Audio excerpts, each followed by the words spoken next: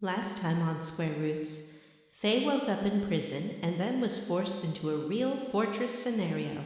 After being punchied by Rico, Faye falls unconscious and wakes up in prison.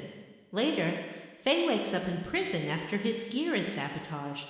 What prisons will Faye wake up in next?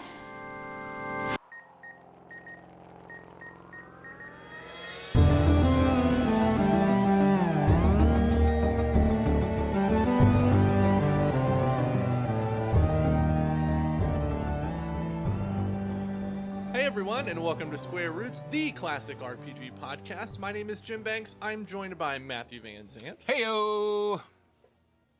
John Animus Brandon. I am a robot.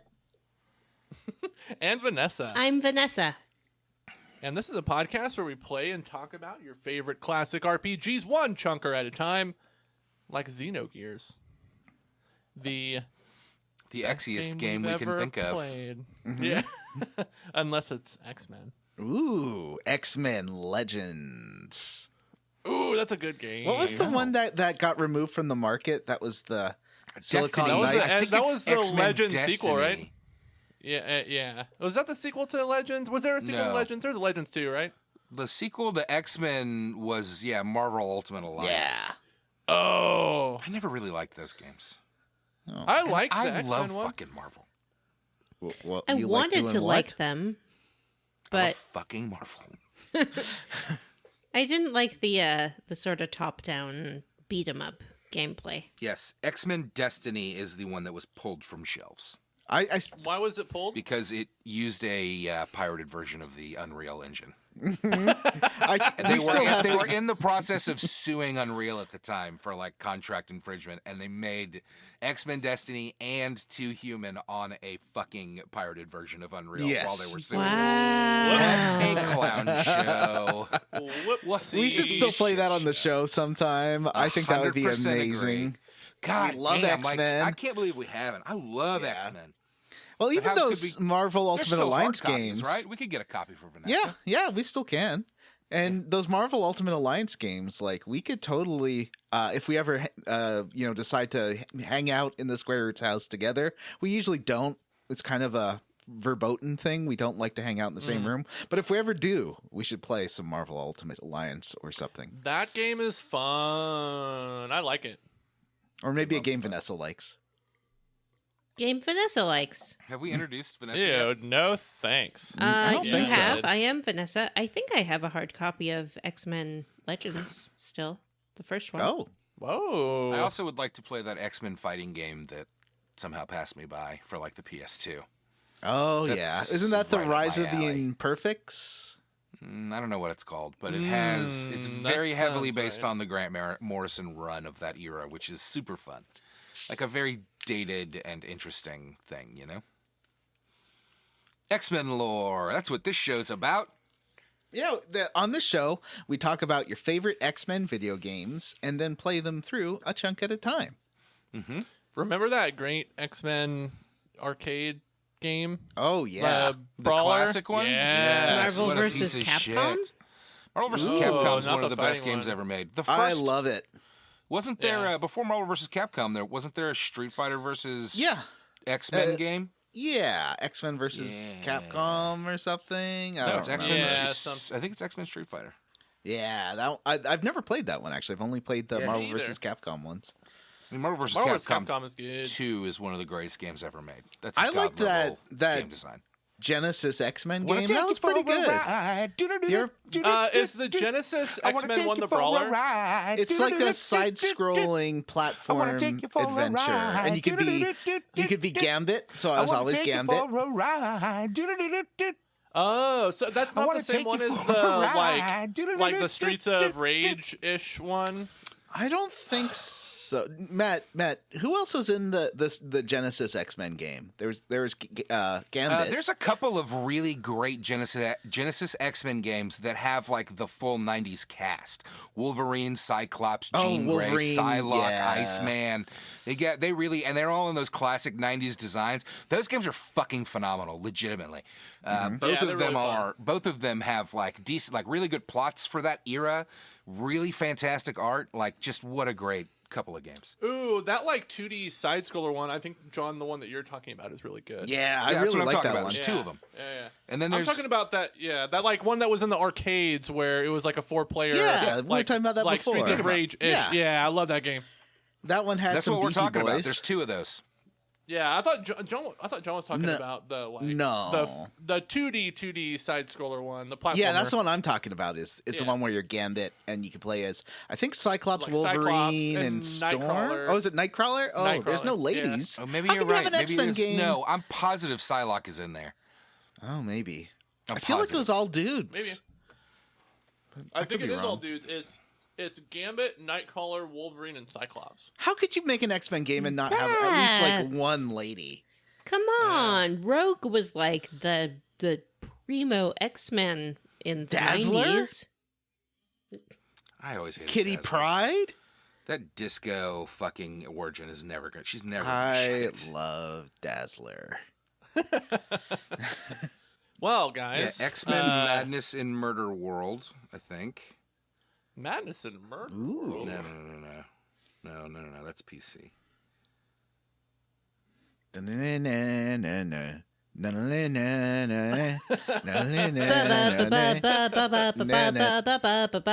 Breaking news. Does anyone Ooh. have any hot gaming news? I put a bunch in the notes.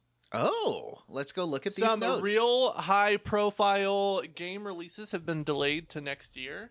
Okay, this most first one says that notably- you can play as Cyclops, Colossus, Wolverine, Storm, Nightcrawler, or Dazzler. Ooh. I think that's the beat 'em up. Yeah, right? that's the beat 'em up. What are okay. you talking about? I'm talking about the The side-scrolly one. yeah, side scroller platformer. Let me see if I'll find a thing for I Matt while found you it. start. Yeah, there's two of Okay. these. Oh, I only Oh, played the there's first one. one. It was really good. I played these. Okay, I believe you. Gambit, Nightcrawler, Wolverine, Cyclops. You're right, that's land. The second one, I think, maybe has more. I'll Yeah. look it up. This is an X-Men podcast now. Don't fucking... Yeah, the second one has Psylocke. All right. All right, big high-profile game releases, most notably Starfield and Redfall from Bethesda. What I was don't know what either of Redfall? those are. I know what Starfield is. That's like Wait, Redfall is being distributed by Bethesda. It's being developed by Arcane. Ooh. Yeah. We Love like some them. Arcane. Yeah, we do. The most let's- wild speculation I've seen is that these games were delayed so that Bethesda could surprise drop Elder Scrolls 6 sometime I've this year. heard that. It's not I've fucking seen some happening. buzz about that. That is but I don't not think that'll happen. Yeah. happening. Do you know how much fucking money these people make on pre-orders? They're never doing it. I think Redfall is that like co-op first-person shooter where you pick a character and they all have different like abilities. I want to play a co-op Arcane game with Vanessa. She can see how great I am at stealth together. Oh, yeah, that sounds definitely feasible. What if they just released a game and put it in your machine like you two did with that album? Oh, I don't think anyone would like Ew. that. What if it was just like, boom, now Elder Scrolls 6 is taking up all your memory. Deal with that. Imagine being Apple and thinking that you're doing everyone this gigantic service by putting a fucking U2 album on their phone. And it's not Zootopia, or not Zootopia. Yeah, Zootopia, everyone's favorite U2 album, Yeah. Zootopia. I just think about the people who were like listening to their music on shuffle, and then this song came that they had never put on the iPhone. This was pre, No, like that's sad. streaming listening. That would shock there me. was really no Spotify at that time. It was like iTunes or bust. Well, you could pirate your music and then upload it to your iPhone. What, like a Napster? Like Napster or a LimeWire or whatever those other file sharing services were. It's a bunch of them. Happily, See, we've other- moved past that as a society. Me too. Now we're just corporate stooges paying the corporations. Let's see. Whoa, Dead Space remake got a release date. It's like January something, 2023, which is pretty exciting because I think prior to the announcement, they had just given a window, which was like the first part of 2023. But now it's got a real low release date. Exciting. I was watching some. They've been releasing these game development updates through IGN about how they're improving things like the sound and the lighting and the enemy movement and stuff. And it's really neat. The game looks really cool. I'm excited to play it. What game? Dead Space Remake. Oh, yeah. Exciting. Yeah, cool. Come out in January. Let's see. This is kind of gaming adjacent news, and apologies to Vanessa. I know you've got some investments in these spaces, but NFTs and crypto markets are crashing. Whoa, Vanessa's My investments? retirement fund. We talked about this last week, didn't we? Vanessa is our resident crypto investor. Didn't we talk about this last week and how Square had just sold off all yes. those? Yes, we talked about this. Yeah. But like, I think the crypto, the NFT market was tanking last week. It's still tanking, and the crypto market, I think, is new since we spoke. Yeah, that's new. Oh, yeah. I don't give a shit about crypto either. So is it actually is it There's just down 40%? There's a fucking gas station by my house that offers. No, it's. There's a gas station by my house that has a fucking Bitcoin ATM machine inside. A lot where of them you do. can buy and exchange. I've never seen it before. I can't believe it. There and God see, damn, just a nation fucking worldwide scam, and people are intentionally like, fuck me. Fuck me. I want to be fucked. Petro Canada has been doing Bitcoin ATMs at their thing and at their service stations, but they've had to put up signs saying, do not pay government officials with Bitcoins. This is a scam. Like, they have giant signs on their machines because they're just being used to scam old people. Like, they shouldn't even have them. No, yeah, I saw that like the top 4 most valued cryptocurrencies were just like at a fraction, except for Bitcoin, which was, was valued pretty highly. But I think now it's at like 30,000, but like people are now valued at like a fraction of their initial investment, which is pretty crazy. I read today that if you had bought that particular coin associated with the service that Matt Damon was peddling in the Super Bowl, when the ad premiered. Luna or whatever? I don't know. Luna's something else, I think, and that is also done for. But that's pretty much lost all of its value. Yeah, this particular one, if you bought $100 worth when the Super Bowl ad aired, you would have $52 today.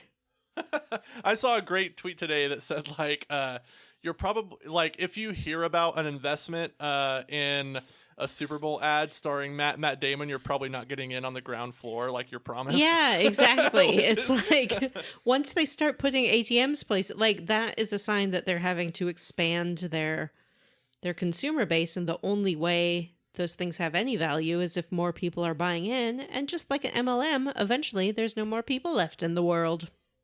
Yeah, they should have diversified like Amtrak. And just get into different stuff, and then convince people that like you just need to sell Amtrak, more different stuff. The trains? No, not Amtrak. Like Amway. Amtrak. Amway, not Amtrak. Amway.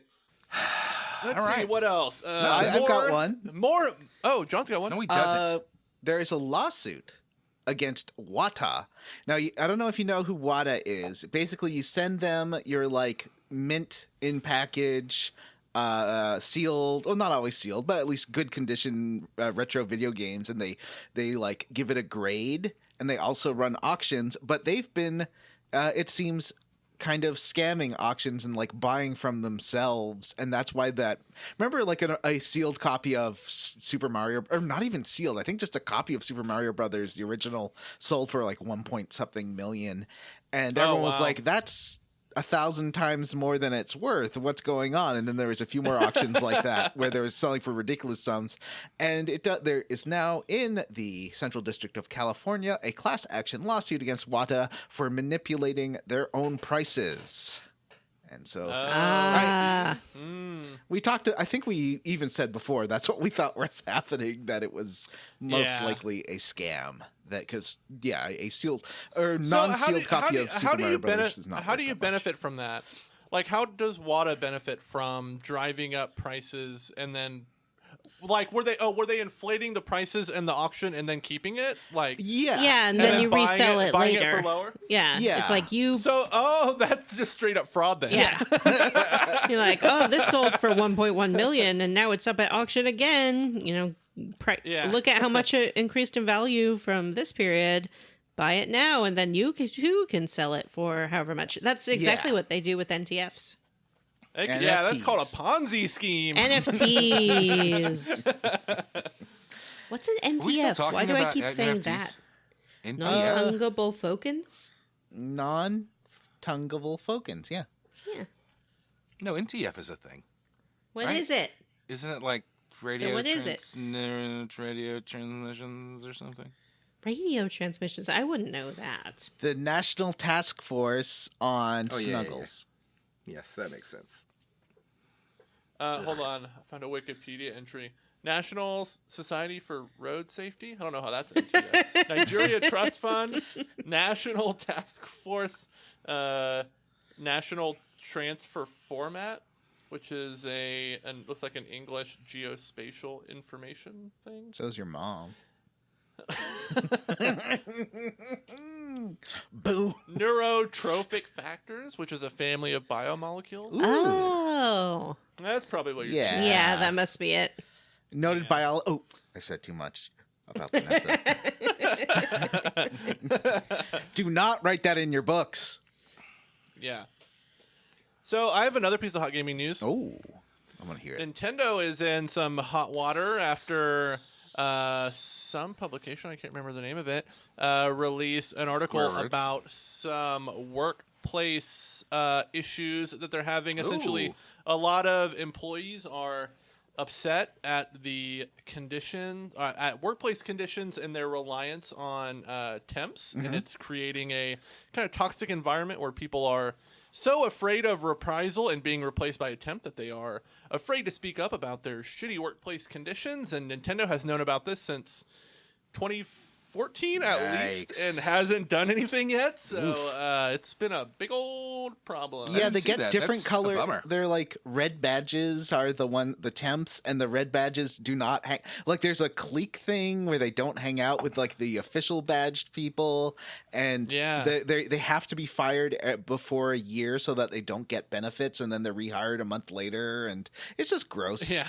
And Yes. they keep dangling the idea that they'll get official Nintendo badges soon in front of these staff and then barely ever doing it, and it just sounds awful. I feel really a lot bad of for carrot that dangling, yeah. because especially Is since this, the company people love to work for, Yeah.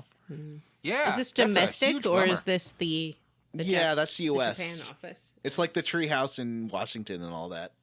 Oh, really? So you're talking about? I thought that you were talking about Japan. No, this is an American thing. Wow. I don't know why, but that makes it even worse to me. Fucking Nintendo. Yeah, there was a Reggie, labor you complaint better filed. answer to us. He doesn't work for Nintendo anymore. Well, you worked for him back then. He did. Yeah, so a U.S. labor complaint alleges Nintendo made coercive statements toward workers, and there was a complaint filed with the National Labor Relations Board. See, another piece of very important hot gaming news: Master Chief had sex. With a Even though I'm pretty sure, isn't it like I'm gonna talk about like this in my level up. established Halo lore? It's canon that Master Chief's suit jacks him That off, is- so he doesn't. no, Jim. Unfortunately, that was a drill tweet. No, it's true. No, I thought it was No, confirmed by a it's developer It's because confirmed canon. someone was like, It's a- how does like Master Chief get off? And one of the developers said his suit No, takes care Jim, of it. And there's He's somebody not actually- a robot. It's a suit. It comes off. There, That's how he there gets is, off. yeah, it Like does. every other person that takes off their it's got fucking massages, clothes. and I've seen the drill tweet. Yeah, Jim, it is based on the drill tweet, and there is Oh. a Brian David Gilbert video where he reads every single Halo book, and he just keeps saying over and over, his suit doesn't jack him off. It was a drill tweet. Jim, and he's like crying. You just provided a perfect example of how fake news becomes real news. Exactly. To a certain segment of Americans. Yeah, you Doesn't also matter. Well, just to everyone. Jesus. We're not immune to propaganda. yeah. That's You true. just- You know Wait, what? hold on. You're absolutely right. Hold on, listen. Oh, wait, no, that's a hard drive article. Never mind. You just took away the only thing I liked about Master Chief. Well, I didn't do it. Brian David It's not Gilbert true. did it. You liked his butt just fine when I sent it. I didn't object to it, but I'll be honest, You I haven't spent a lot of time thinking about it since then. Wow. Maybe I'll do some thinking now. Oh, Well, speaking I wanted to talk about Halo in my level up, so. Oh, I would like to write some fanfic that's from the perspective of Master Chief's suit. how it That's called does, in Cortana. fact, jerk him off. I also have some hot gaming news. Ooh, lay it on me. I have one that might be too depressing for our show. oh. Bleep it. Matt, bleep it. Yep. I don't bleep. Uh, You guys So- don't realize how lazy I've gotten with the editing. I don't even care anymore. No, PlayStation CEO Jim Ryan sent out an email to all his staff saying, "Here at PlayStation, yeah. we enjoy diverse Oh, opinions. yeah. So if you have thoughts about abortion, be sure to respect everyone." And then he spent like 5 paragraphs talking about his cat's birthday party. And people aren't happy about that. Oh, Jim Ryan. And How is Sony so bad at being a company? I don't know. Oh. In happier news, Xbox continues their reign of terror against inaccessibility. They have added accessibility options to a whole bunch of their games, including Johnny's favorite, Forza Horizon 5 now includes sign language support. Oh, that's super cool. Yeah. Those new peripherals they announced too look really neat. Peripherals, they have improved Hellblade, Halo Infinite. Hellblade's a good game. Season Trailer 2 now has audio description and captions if you want that. Quake 3 has new accessibility. Doom Eternal has chat That's accessibility. cool as fuck.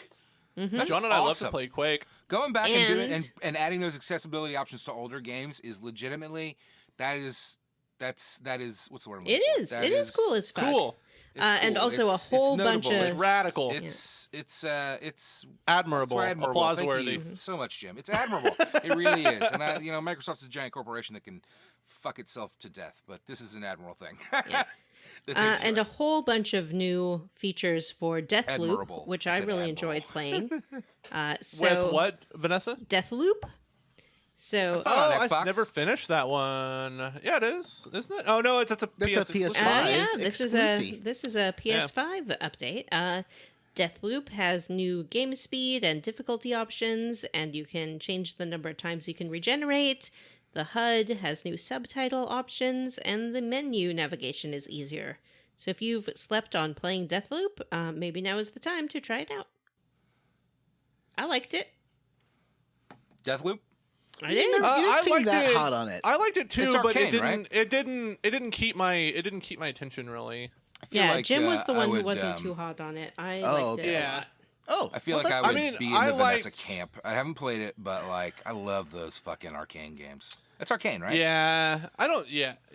I should have priced. Oh, maybe I'll. You know what? Maybe I'll pick it up again. Yeah, it feels like you should give it another shot. It's like go to it's like a work. TV show or something. Like I always say, like sometimes I don't like something so much, I go back to it a few years later. I'm like, hey, maybe this is pretty good. Sometimes it's not the right time. It's kind of And what our, this show's all about. yeah, our final piece of gaming I news. can't believe we're still talking about gaming news.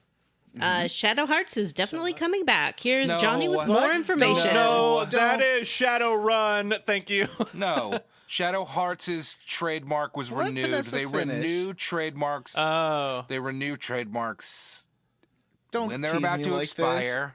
And I it know. does not mean that there is a new or a remaster or anything else. Do Okay, not. so I have something that you're definitely going to want to cut.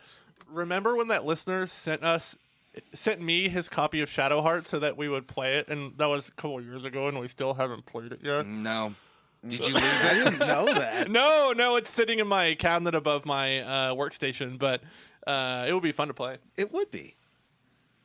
Yeah, I Do you, played PS- one of those games need back to in get the a day. I PS2. liked it. I would love to when play you're one. playing that Shadow Hearts game, do they ever just pop out of the walls and just like say "come" or "just shot"? You know, that game maybe. Just shot. Yeah, in that game, it's possible. All right, can we move on to our level up segment? Sure. Yes. How did you level up, Matt? Oh shit. Here's the thing. I don't want to listen to you talk about. I don't want to listen to the two of you talk about Doctor Strange. So I think you We're not both gonna have to go I won't last, talk about it. and I'm gonna take a walk. I've already talked about it. I have been watching a great show on television that seems like it's wrapping up its first season, and I want to recommend it to all of our listeners before it wraps up its first season to get on board now. And that show is called Halo.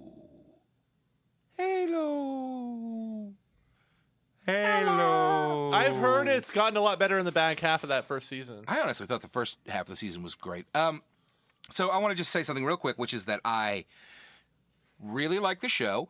It's very entertaining. It's not necessarily bringing a lot like new to television or to science fiction. So you kind of have to take that into account that it's not groundbreaking, you know? But despite that, it's a super fun show. The actors are great. I don't know what the fuck's going on. There hasn't been a Halo yet, so I don't know. Is that going to show up next season? Who knows? Who cares?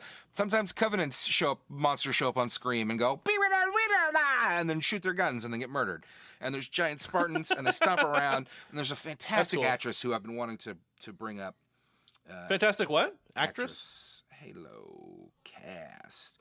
I think that Pablo Schreiber is doing a fantastic job as Master You know Chief. what? I think he's real underrated as an actor. He's been so good in everything he's been in. I haven't seen Halo yet, but I liked him in other stuff. I think that he's got to do a lot of. I think the character is very stoic, and that can blunt a lot of the impact. But I think he's conveying a lot of emotion through that with his eyes and his face, and I think he's really killing it.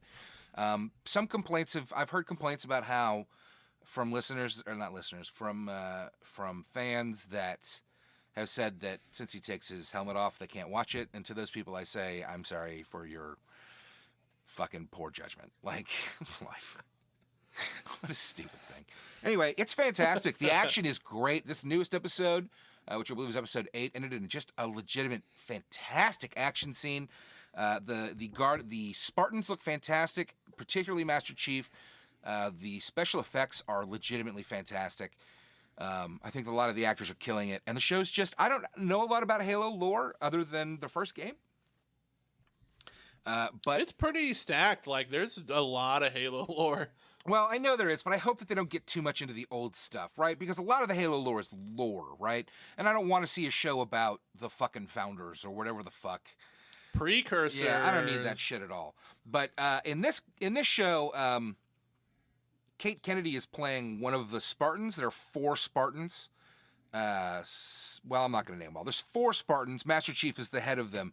Kate Kennedy plays Spartan Kai 125, and she's kind of acting as not a foil. It's interesting. She's kind of mirroring his plot, but not with the. Well, anyway, you'd have to watch for yourself. But she's fantastic, and every time she's on screen, she pops. And particularly this latest episode, she had so much to do. And, you know, it's not often that you get to see, like, I think she's like 6'3". It's not often that you get to see a lady like that get to, like, really get a meaty role like this. And it's Love tall fucking ladies. fantastic. Yeah. And Kate, Gross. What? Kate Kennedy for Resident Evil 8, Madame Demetrescu, or whatever her name is. That's my... Dimitrescu. She's fucking... Kate Kennedy's fantastic. Anyway, so I don't want to go on and on, but it's a great show, and I think that anybody that likes science fiction and, you know, action shows and that type of thing should definitely check it out. I think that the Halo name may have kind of been a detriment to a lot of people that went, like, who? Fucking Halo? Are you kidding me? But you know what? There's a great sci-fi show here. And if you're not watching it, you're missing out. And that's how I leveled up. What about you, Vanessa? Well, it hasn't been my day, my month, hasn't? my week, or Oh, even even your my year? year. Yeah, no. But I did turn it around with the Friends experience. Oh, you've always seemed like a real Chandler. People tell me that. And you know talking what? about? She's such a Monica. No. Yeah. She is kind of a Monica. I did a She's internet Paget thing. Brewster's character. Paget Brewster's character. I did a thing where the internet looks at your face and In tells you Community? what That's celebrity actually- you look like. Pretty good role. And Oh, the no, in internet told Friends. me I look like the guy who plays Chandler, Matthew Really? Perry. Matthew Perry. Mm-hmm. And yeah, I mean, Did they think not about it. have Paget Brewster's character in that AI thing? I don't know. I don't think I look very much like You- Matthew Perry. I You don't wouldn't think have her do you severe think? Bob though. 'cause I she don't has- think so current- at all. Maybe like not Friends Matthew Perry, but current day Matthew Perry. I could see it. Do you Wow, remember Paget thanks, Jim. Brewster's? Do you remember Paget Brewster's severe Bob, Vanessa? Yes. Oh, it was awful. I know, her and I poor don't see hair. you doing that Who did either. she And- play? oh. Joey had a girlfriend who Chandler really liked, Oh, I remember that. and that was Paget Brewster. One of my very good friends is a Friends fanatic. She loves it. She can't get enough of it. And so, being a good friend myself, I went with her to the Friends experience, where you can experience recreations of the Friends sets. And they I'm were listening. there. Mm-hmm. This does not sound fun. And I saw them. You can sit in them and have your picture taken.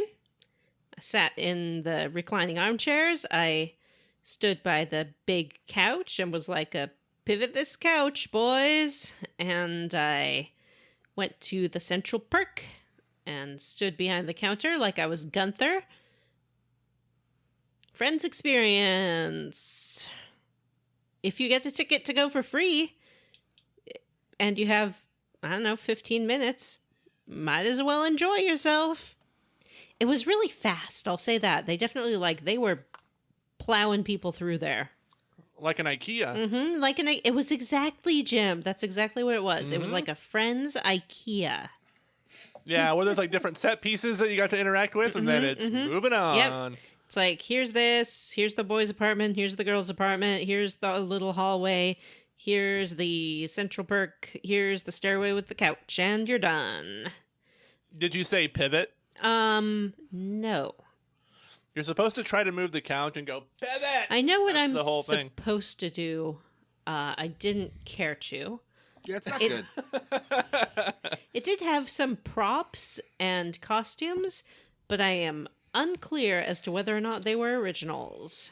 You know what is baffling to me? How kids today love Friends. They freaking Like- love it. And I The don't think Office. they like- do, guys. I No, think it's they- ironic. All of my it's both not of my ironic. kids have I Friends see merchandise. kids- Neither of them have ever watched a fucking episode. You know what? So Okay. I asked my daughter about that. My daughter is 11, almost 12, and I asked her like a month ago. I was like, "Do kids your age really like Friends?" And she's like, "Some of them really do, but I don't." I was looking at clips of it, and they were so teeny tiny in that show.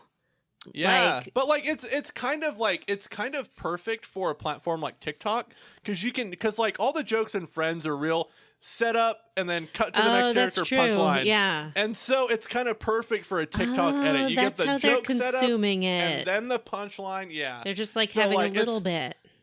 Yes, so you get those little chunks of real or somebody like Kramer-esque bursting in a door in a funny outfit or something. You get a lot of that, and it's kind of perfect for that TikTok platform. Sounds terrible. I think I was messaging you guys when I was in the Friends store waiting for my friends to get there.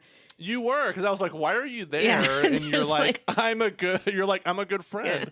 There was this stuffed penguin for sale, and I was looking at it, and I've seen, I'm sure, every episode of Friends at some point, not for a long time, but had no idea what this penguin was. And then these girls come up all in their Friends t-shirts and stuff, and they're like, "Oh my god, it's Flipsy," or whatever his name is. And I knew I was not supposed to be there. The Friends Sounds like a experience. It's a ripoff. Real nostalgia bait, I bet. Yeah, it would be. I'm not particularly nostalgic for that show, I would say. Yeah. But there's a whole industry built around stuff like Friends and The Office and stuff like that, like baiting millennials into paying premium prices for like interacting with things from these TV shows. Well, and it's also like very, very Instagram focused, and I'm not a Yes. big picture of myself poster because I look like current day Matthew Perry. But for people who are into that, I think in they'd enjoy DFW they have like these bar pop-ups that they do pretty often, and they're always like office themed or good place themed or whatever, and you have to pay for a reservation to sit at a table, and you're only allowed to stay like a couple hours at a time, and it's like $100 a seat or something. Wow. It's insane, and you have to pay for the drinks, and they're all like show themed drinks. It's a scam, but there's all this nostalgia bait that happens with stuff like that. Yeah, I mean, I guess I was trying to think of a show that I'd really enjoy something like that from. Maybe like a Lost experience where you can like be in the bunker. I might like that. It's interesting. Like, I wonder how long stuff like that's going to be a thing, because like I feel like a lot of the really popular TV shows are all in kind of limited series format now. Yeah. So like, yeah, because like a lot of HBO, I could see a Game of Thrones one happening, but like a lot of HBO shows that are being developed now run like one season, and then it's kind of on to the next thing. So it's interesting to see how that will. Like evolve. what? Other than Watchmen. Well, like The Staircase or The Watchmen or The Staircase Outsider is or The Night of, or Isn't The Staircase a documentary? It's not. It's a true crime story. Oh. yeah, true crime limited series.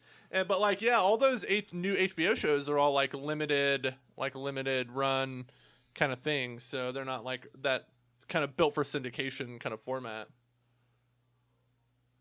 Yeah, it's interesting, I guess. I understand it, and if you're into it, I think that it would be a good experience. My friend who I went with, she was like so excited to go that I think in some ways she didn't end up enjoying it because she was so nervous about whether or not she was going to enjoy it, you know?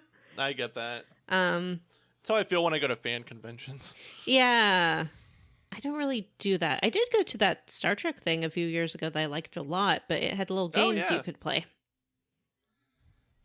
That's what it needed. It needed friends games. What's a friends game? Like breaking up with someone and then getting pissed off when they date someone else? That's a good friends game. Being on a break. Being on a break. That shit ruined that show, I think.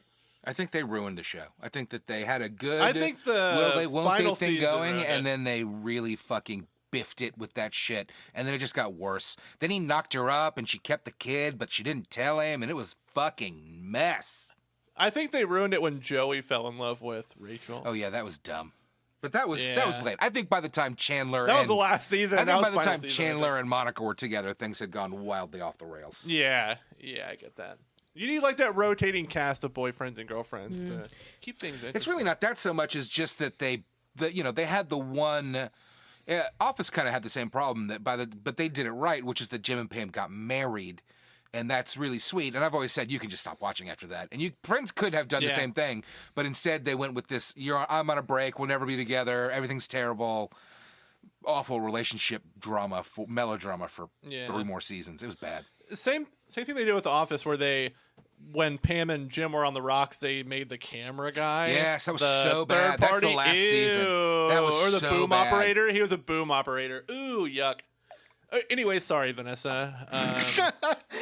It's Vanessa's level up. She fucking went on and on and on and on for quite a while, so I don't feel like I did.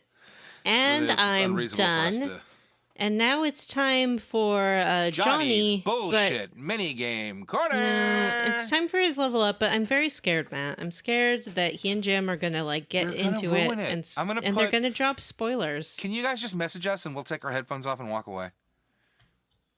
What? No, because you can't. I Because can't you edit can't, if you 'cause you talk have to about edit Doctor it. Strange. I'm not We're going to not- edit if you talk we're about not- Doctor Strange. We're not going to talk about Doctor Strange. All right. Okay, the only thing I'll say Mhm. is it Yes? is very Mhm. Sam Raimi-y with That's some good, fun as far as I'm references to concerned. previous Sam Raimi stuff. I mean, not every movie that guy's made has been perfect, but he certainly has a great track record. Like Drag Me to Hell was fun. I like the Evil Dead. Such a good movie. I mean, I'm I gonna think go his back and watch Spider-Man those trilogy is Spiders-Mans. iconic. Yeah, I The haven't watched third those one, since I they're out in think- the theater. The It's third the one best is a one, mess. obviously. Well, listen, people like to point to the problems with Spider-Man, like the trolling. dance scenes and stuff, and be like, "Oh, like this is like that's some of the best stuff in that movie." It's just as overall, the movie is a huge mess, and it's because That's almost the only good shit in that movie. yeah, the problem with the movie is that the fucking executive stepped in and told him that he had to use Venom for some reason, and then All the also plot stuff is real bad, yeah. Grace.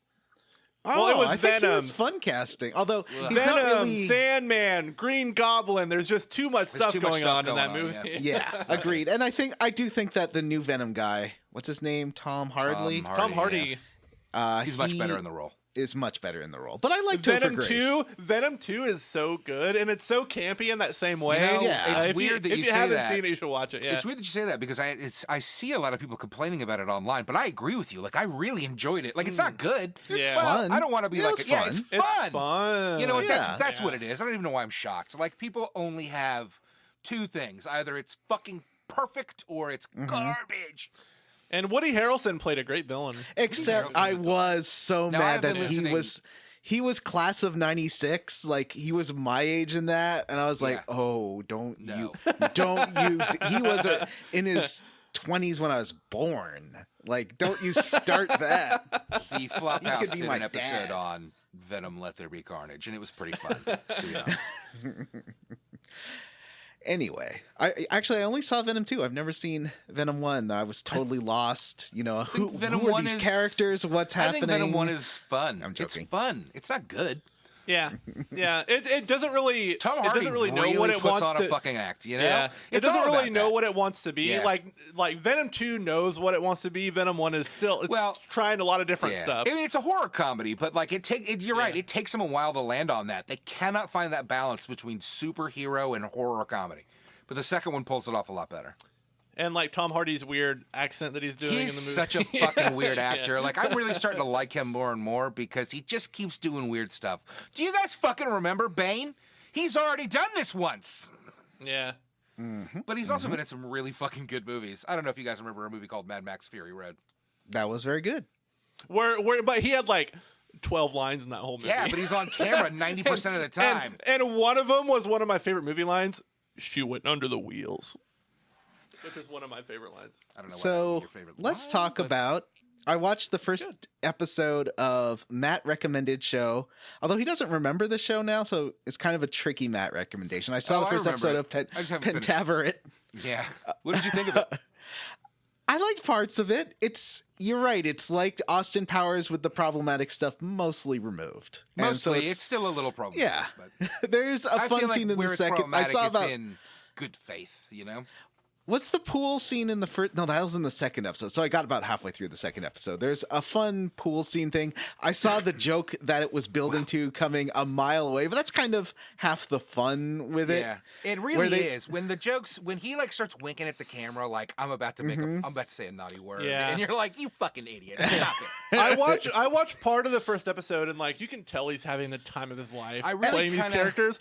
Like you can tell he's having a lot of fun. I kind of have been putting When it he's off. when he's a Toronto newscaster guy, Yeah, you can tell that- he just that- all lo- you that can tell he just stuff is- loves that. I love his a lot of Alex fun. as well. That one Yeah. really cracks me up. I kind of have Well- been, even though it's very filthy and rated R, I kind of been holding off on finishing it because I kind of think my kids would like it. Yeah, I mean, like I feel like TikTok's you're- got way more cursing than the Pentaveret gang. Yeah, like maybe 2 years. The boy child of yours would be ready for it. Man. I'd say 12 I was is a talking to good my age friend- for it. You're probably right, but I was talking to my friend Paul about this today. Like, he loves rap, and he has a Spotify account, so he's heard it all already. That's true. Paul loves rap No, Yeah. and Connor has a loves rap. Spotify Connor- account. I know you're Connor trying to protect loves rap. your coworker That's Paul all Connor will from. listen to. He does not listen to any of my cool punk rock or metal bands or What rock does and he? roll. What does he listen He to? What's listens- his he favorite? listens to Easy. him. He listens to a bunch of new stuff. Like, I don't even know how to say half these names. Like XXX Extension. Oh yeah, Extentation. I don't know. But yeah, he listens to a lot of Extentation. that. He listens to a modern stuff. Recently, his favorite song has been fucking Gangster's Paradise. Oh, what a great song. I know, but I don't know why he started listening to it. Have him listen to Amish Yeah, Paradise, obviously. which is better. That's a great idea. So I I do That's how like you get him into Weird Al, yeah. that there's Canadian jokes. Like it is Mike Myers getting to be Canadian. It's I think so that's Canadian. a lot of fun. It's Super Canadian. So Canadian. The But I joke enjoy it. of the Toronto news station he works for called CACA is the Yes. level of comedy that you should expect in this show. But they He also works for put a lot of Kaka. budget into it, so it's very like high budget in a strange way. Like it looks great. But the interesting thing Jennifer is that Saunders' character, I think she's playing a man. Is Jennifer Saunders playing a man as the Maester? I don't know. I'm not sure either. It's very odd. I like that she was Keegan Michael ab fab Key is lady. kind of the main character of the show, by the way. Like it is a Mike Myers Yes. vehicle, but Keegan Michael Key is the protagonist. Yes, I'm waiting for like Hollywood to figure out that guy can carry a movie Dude. because he's really good. He is really good. Anyway, so I've watched the first episode of that. It's not terrible. You know, I kind of want to see where it goes. I'll watch a bit more. You of know, it I think and, I said I was really enjoying it. I also was kind of 3 sheets intoxicated. away. So Yeah. that might be kind of an idea of what kind of mind space you need to be into to really get into this level of humor, you know? It's just, Right. it's very juvenile. Yeah. Yeah, that's why I think, like, as a 12-year-old, you will probably really like this Yeah. if you're 12. But gonna also, watch if you're it 12, regularly. ask your parents before listening to this podcast. Press pause right now. Go talk to a parent and say, I'm listening to Listen some to a terrible podcast 20-somethings. starring a bunch of 40-year-olds for some reason. 20-somethings. I finished Gran Turismo 7. I saw that on Twitter. Did you like that screenshot of the ending, Jim? I did. I I liked your description of the music going into the last part too. Was really good. Yeah, all the menu music for the right before the last challenge is Vangelis's Chariots of Fire, unironically, because I think. I guess you're young enough that you kind of missed 80s comedies used Chariots of Fire as a joke. Like anytime Chariots of Fire was on in a TV show, it was a joke. Like, you know that dun dun dun dun dun dun. That's oh no! What a terrible rendition of that song. Okay, you do it. Dung dung dung dung dung dung dung dung dung dung dung. Dung, dung, dung, dung, dung, dung. That's all I Dun, dun, dun, remember. dun, dun. Yeah, that song. Anyway, so it's playing unironically at the end, and I just started laughing. Oh, like the slow-mo music. Yeah, from the Yes, it played over every slow-mo montage in the 80s. right, because it was from and the then movie every Chariots parody of of it Fire, after. Yeah, where it's about runners, and there's a very famous scene with Yeah. that song, and they're running in slow motion on a beach. I thought it was about racism. Oh, probably. I mean, it could be about both. I guess that's true. I haven't seen the movie. I just have seen the parodies. I've never seen the movie either. I know that song won Best Original Score at the Oscar, or that film won Best Original Score at the Oscars. Wait, so. but I think it's the lesser Evangelis's things, or Vangelis, like his what's that movie with the robots and Harrison Ford? The score to that is amazing. Star Wars? Yeah, no, the other Harrison Ford robots movie. Remember? I don't know. There's like the guy from I'm Oh, Daryl. Blade Runner. Yeah. Oh, Blade. This is my other brother Daryl. I make robots. That's Daryl Hannah is there. Daryl Hannah looking great in that movie. Yep. In the Anyway. class-obsessed and religiously divided United Kingdom in the early 1920s, 2 determined young runners trained for the 1924 Paris Olympics. That sounds like it could be a good movie. Yeah, I One's should a probably devout watch it. Christian, born to Scottish missionaries in China, who sees running as part of his worship of God's glory and refuses to train or compete on the Sabbath. Ah. That seems like a good double feature with Amadeus, Yeah. to be honest. Harold overcomes anti-Semitism and class bias, but neglects his beloved sweetheart. Oh, well, why would you do that? Anyway, so I finished Gran Turismo. Every single digitized talking head in the game congratulates you, and there's like 20 of them. And the France one's like, Thank you for beating this game. If you ever go to France, be sure to have plenty of baguettes. And I don't know. That just... I did see that. Oh my gosh, that is so funny. Oh, what a great game. So yeah, I finished the menus challenges and got the credits in Gran Turismo. I also played Loot River. And all right, I'm just going to turn my chair backwards here. What is that? Because you mentioned it earlier, and I have not heard of it. It's a Game Pass game. Yeah. It's a game on Game Pass, and it's like an 8-bit overhead sort of, I guess it's like a roguelike thing, but you move pieces of the geometry around with the right stick and you move with the left stick, and it's got combat. But unfortunately, the combat that they put into the game is Dark Souls style, and I feel like the game didn't need Dark Souls style combat. It would have been so much better to make it a much simpler Zelda 1 style game, and the Dark Souls combat overcomplicates it. And just come on, guys, you don't have to make every indie game Dark Souls. Stop it. I haven't played this one, but I felt like Tunic did a Zelda meets Dark Souls thing that worked really well. The combat was not super complicated though, but you did have like some extra. There was a little more to it than, Zelda, dodge rolling and stuff. Right. I played another game at my friend's place. I think it's called Noira, I think, and it was like sort of like a Terraria or a Starbound, like 8-bit looking side scroller, randomly generated levels, and it was really fun. It was all about like you could super physicsy destruction, like you could break apart the levels and everything had different physics properties to it. That's cool. And yeah, you end up like blowing it, like Spelunky. You end up blowing yourself up a lot and in a hilarious way, or like accidentally knocking down a pillar and stuff tumbles onto you, like that kind of deaths. I like that sort of stuff a lot. So I was having fun with that. I'll have to look up what the actual name of that game is. Can I piggyback? I tried a couple of Game Pass games that I kind of think you guys would be interested in. I downloaded Remnant from the Ashes, which is a multiplayer post-apocalypse survival shooter type game.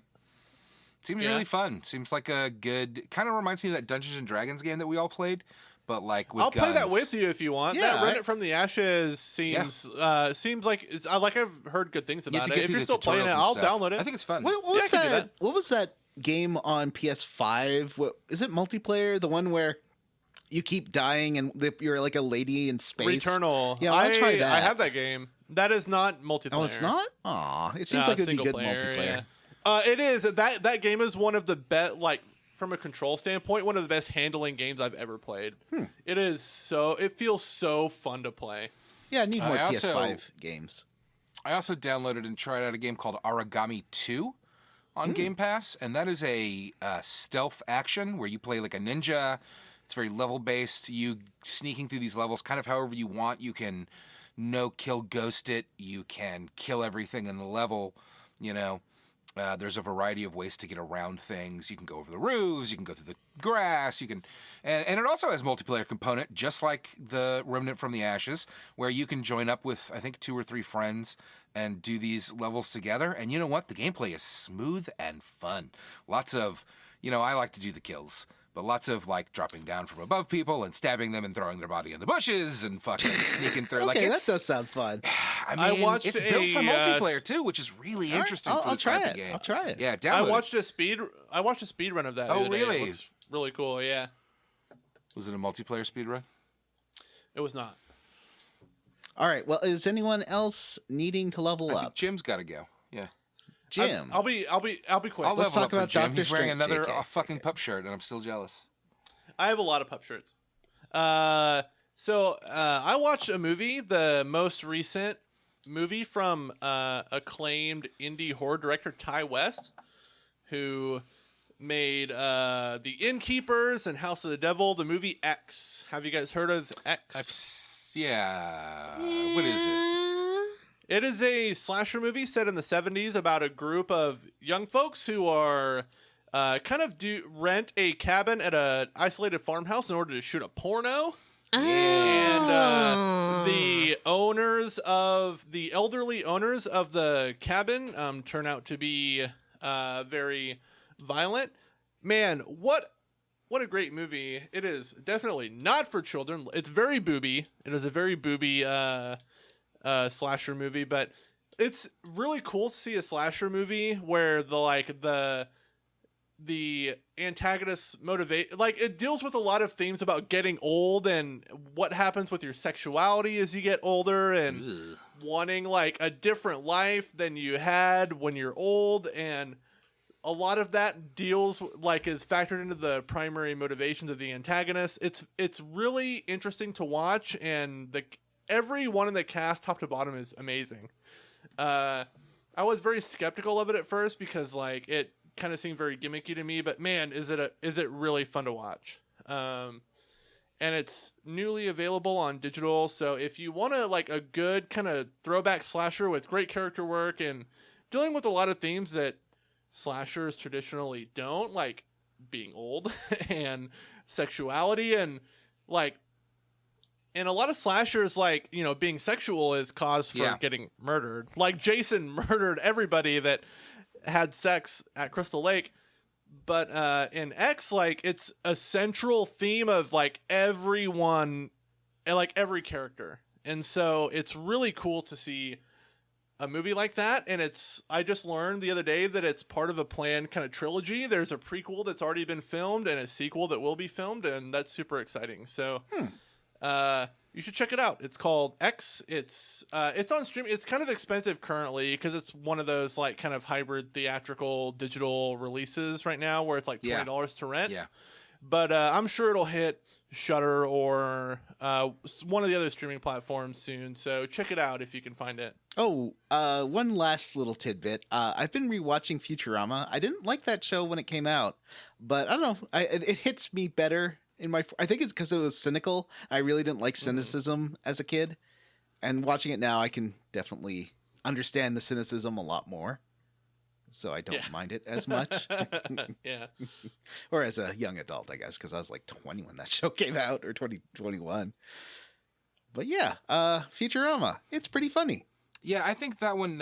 It's one of those. The first couple of seasons are a little rough around the edges, but I think it really cleans up and gets pretty great.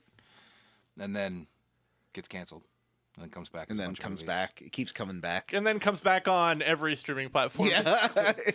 It's now, and the new season's coming out soon, I think. On Hulu. Oh, boy. Oh, that's right. They're doing another one. I honestly kind of don't know how I feel about it. Like, that thing was pretty definitively ended. You ended it. End it. Yeah. I mean, I feel on. like Disenchanted's kind of a new thing. Go with that. I What's like that? Disenchanted. And I liked those Futurama Netflix movies that they did, and I thought they were really funny. Were they Netflix? Yes, they were like Central they were feature length Netflix like films. Oh, weren't they? I don't think they were on Netflix. I thought they were Comedy I'm Central. pretty but they were released on or Netflix, Cartoon right? Network or something. Well, I don't know. Netflix has held the rights to Futurama on and off.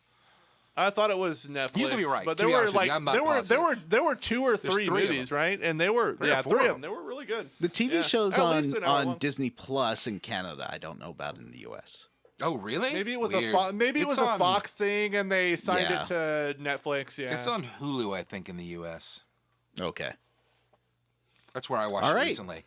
Oh yeah, Fox and Hulu have always had a thing. So I yeah. think it's Vanessa's turn before we get into the quest log. No, Vanessa has already leveled up. She went to the Friends No, I experience. think it's Vanessa's turn That's not what he's talking about. to tell us about Manscaped.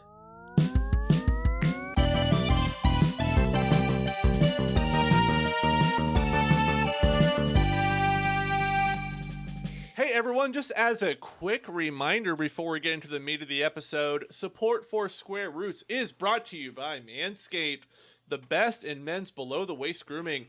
Their products are precision-engineered tools for your family jewels.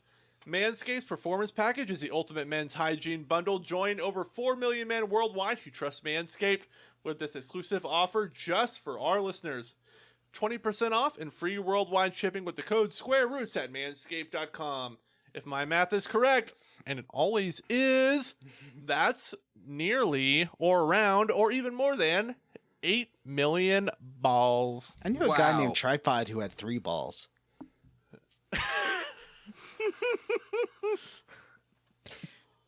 I'd like to play a game with you Okay. boys. It's a little something I call Scape or Escape. I'm going to give you the name of a hairy video game man, and you can tell me if you would like to scape him with Manscaped's Lawnmower 4.0 razor or escape him and leave him a hairy fool. That's a great game. I love Start with Dr. Robotnik. it. Skate. I don't want to. He's already pretty well groomed. He is I will super well scape him. groomed, so he's super scaped. That mustache does not come without Mustache some and that manscaping. little hair plume he's got. All right. How about Dr. Willie? Dr. Wiley? Dr. Wiley. I don't want to get near his nethers. Let's just say escape, Dr. Wiley. How about Rufus from Street Fighter 4? I don't know who that is. Sorry, say that again? Rufus from Street Fighter 4. Ooh, well, he's a naturally hairy He's a- man, so but I think like He's little bit of he's trimming. an embrace. Yeah, I think you want to escape him a little bit. Just, he looks like he might need some help getting the nethers in tidy order, so definitely escape and then cuddle. This might be a out there choice, but I'd like to know Gordon Freeman. Oh, Scape. Yeah, for sure. That guy, Yeah, MIT you gotta trim graduate, those eyebrows. does not trim a thing. You know that he's going to need some scaping. And finally, of course, Victor Zangief. I bet since he's a wrestler, he's into scaping. That he keeps his down Yeah. there He clearly trim is. and Like, nice. That's part of his image. He's got a perfectly scaped happy trail. I mean, yeah, what he's got going on his chest is not an accident. Yes, absolutely. Not an accident. Also, he's got a trimmed beard, a very tightly cut mohawk. Clearly, he's a scaper. Thanks for playing Scape or Escape. Here with more information is Jim. Oh man, I gotta read the rest of this stuff. Balls smelled bad. All right, well, you know what? If we're gonna recommend anything to anyone, video game characters or no, gotta recommend the Performance Package 4.0. In this package, you'll find their Lawnmower 4.0 trimmer, Weed Whacker, ear and nose trimmer, Crop Preserver ball deodorant, Crop Reviver toner, Performance boxer briefs, and a travel bag to hold your goodies. The Lawnmower 4.0 is the future of grooming. Dare I say it, the greatest ball trimmer ever. I can say that personally because I did trim my balls with it, and it was pretty rad. So if you'd like to get this performance, what do they call it? The Performance Package 4.0 for yourself, do so at manscaped.com, but don't forget to use your discount code SquareRoots for 20% off and free worldwide shipping. That once again, SquareRoots at checkout at manscaped.com for 20% off and free worldwide shipping.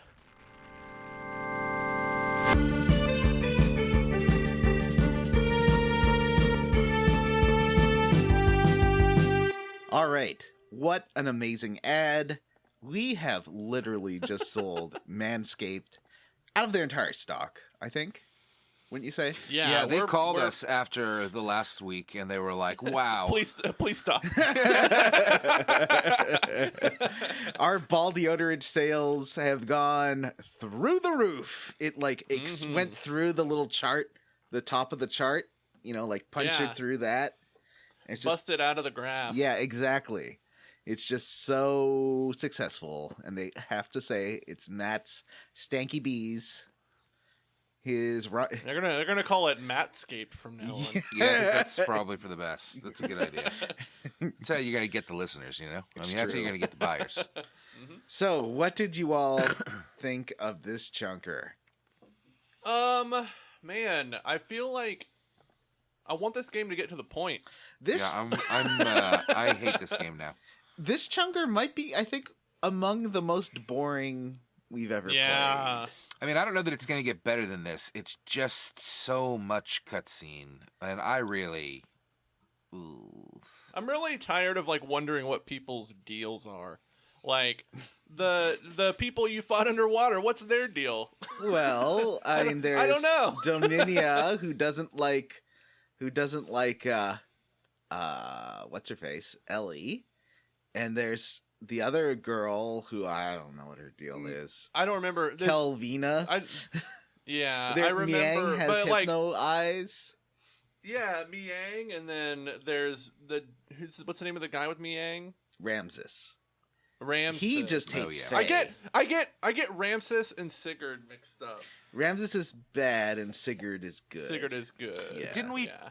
Don't we fight Sigurd at some point in this chunk? No. Or did We we fight Ramses. Ramses? We fought Ramses. Oh, boy! I really did swap them. That's hilarious. I am confused. Mm-hmm.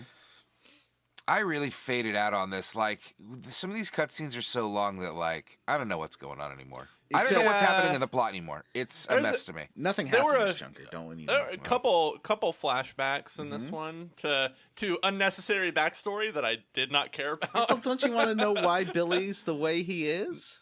I don't care about Billy. You know, Billy, everyone's favorite character.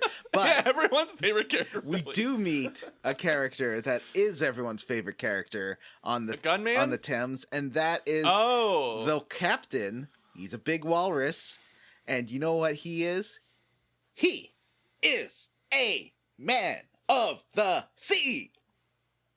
I liked that bit, and I liked the part where they were in the beer hall, Mhm. and he said something about like men of integrity, men have appetites when they were about ready to eat. So I was saying to Matt, and Matt says this is not an homage, but remember how there was a walrus captain in Legend of Mana, and everyone calls him a man of the sea as well? Mhm. And that's another Squaresoft game, so I think it's Do you think there's any crossover in the development teams? Maybe you're right. Maybe it is. and there definitely could be. It really seems like using that specific phrase over and over in both Yeah. games seems pretty. Someone is aware that there's two captains with two bird first mates. Well, though no, I guess no. He's more of a dolphin than a penguin, right? The Hans. Remember when Square Enix was cool and did stuff Yeah. and didn't just pump out like Well, listen, they have to concentrate on their NFTs and crypto and. Do you the think cloud. Strangers of Paradise sold well? I forgot I it hope existed so. until I saw it today. Is it on sale? I'm waiting Uh-oh. for it to be $40, and then I will buy it. I think it is. I think it is on sale, but I do not remember for how much. I feel the same way about that Tiny Tina. Like, I'm waiting for that thing to hit a price point I like. So we start out on the Thames. If you remember, Ellie and Faye were rescued because they were stranded on a barge.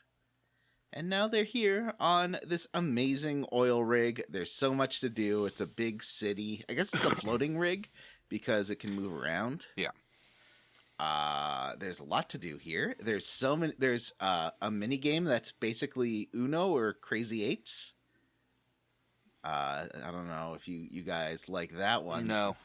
It's so fast paced. It's nuts. It took me to get like the biggest prize. Took me maybe half an hour of playing Oh my gosh. one card game over and over and over again. We'll talk about that in the bullshit minigame corner. I gotta say, the only thing I liked in this chunker is the captain, because the captain is wonderful, and I just want the game to be about the captain and his manly adventures. Oh, well, Isn't and that what Faye- you said about Secret of Mana? Or yeah, probably. I mean, that captain's great too. I think it's the same. I captain. do like the fact that this is yet another chunker where Faye gets knocked unconscious. Yeah, but he goes into a cloud coma this time. He's not waking up in Yeah. prison. But you get to, well, are we there yet? Like, you get to No. take over and play as Bart, which is, I like Yeah. playing as Bart. Bart and Rico are Ken and Blanca, and you can't convince me otherwise. I'm not going to disagree with you. I think you're correct. So you get to the ship. The walrus captain, Ellie's like, why? Everyone's really nice. Hans is like, yeah, we're going to fix your gears. And we're going to help you be, patched up and okay. And Ellie's like, well, why are you all so nice? And the captain says, it's because he is a man of the sea. And you go have some beers and food with the captain in the beer hall. He's very proud of his beer hall. Actually, They allude to the fact that the captain is drunk like all the time. Yes, and all the basically all the crew members always have their sprites have a big wine bottle in their heads, which is pretty great. And Faye apparently off screen eats a ton. He was starving, and the captain's very happy with his appetite. That's when, Jim, you were saying about big men have appetites and integrity. What a great character. I do think I like the look of this area. I've had some problems with other areas looking like garbage, like the last that jail town we were in last time looked like crap, but this area looks really nice. I think that they do a really good job with lighting and stuff here. It does, and I think the game benefits from like these areas being more open. Yes. Like last area had a lot of smaller rooms and a lot of like ceiling obstruction. Yes. Not a lot of that here. Yeah, here's like little dioramas. It's more like Final Fantasy Tactics. Yeah, why put a ceiling? If this is your perspective for the game, why even put a ceiling in there? Well, I guess it's because they want you because you can go on top of them. But yeah, I think that this works. I think this works so much better. There's a jumping puzzle room where you can get 5 chests. I only got like 3 of them. I wasn't gonna do all those jumping puzzles. And I looked at the rewards, and there was just like a healing item or something. So I wasn't gonna do it. So the captain's like, "Oh yeah, we got a big contractor right now, Ethos, which I thought was like a supercomputer that was running the world, but apparently is a religion that's running the world." And the religion Ethos, so I guess they're like the Catholic Church, has hired the captain and the Thames to do salvage. They have like a big project coming up. But cut to underwater, Dominia, who you remember before was the one who was real excited about murdering everyone in the other city there, Kislev. She has a new friend in this big mech they're in called Kelvina. And wait. Isn't Ethos isn't that the group that's in charge of excavating all the gears? Right? Isn't that what they said in like the opening scroll? Probably. That there's an organization called the Ethos, and that's what they do is excavate this technology or run this technology or something? Sure. I don't know. Sure. So I just want to say I like oops, hang on. I was looking at my track. I like Domina's gear, her pink gear. It looks very Pink Ranger from Power Rangers to me for some reason. Mm-hmm. Like it's Pink Transformer. It's fun. I mean, it's not fun. It's absurd. Like absurdly fun. Yeah. Gotta stick the girl in a pink one, though. You know? Well, I mean, how you gonna know she's the girl? Yeah, how do you know if they're girls if they're not? So fucking stupid. That's why Ellie has Vierge, the virgin pink one. But it doesn't shoot boobs out like Transor Z. So the boob missiles are missing. I think that the boob missiles would make Ellie's gear more tactically sound. That was problematic, John. Oh, you're right. No, I'm kidding. So actually, I agree with you 100%. And I think that they should also, because nobody will expect it, there should be a tiny version of the mech that pops out of its mech vagina that comes out fighting. Baby mech. That's how she gets in and out of the mech. I am baby fresh eyes mech. Is that how she gets in and out of the mech? There's like a entrance for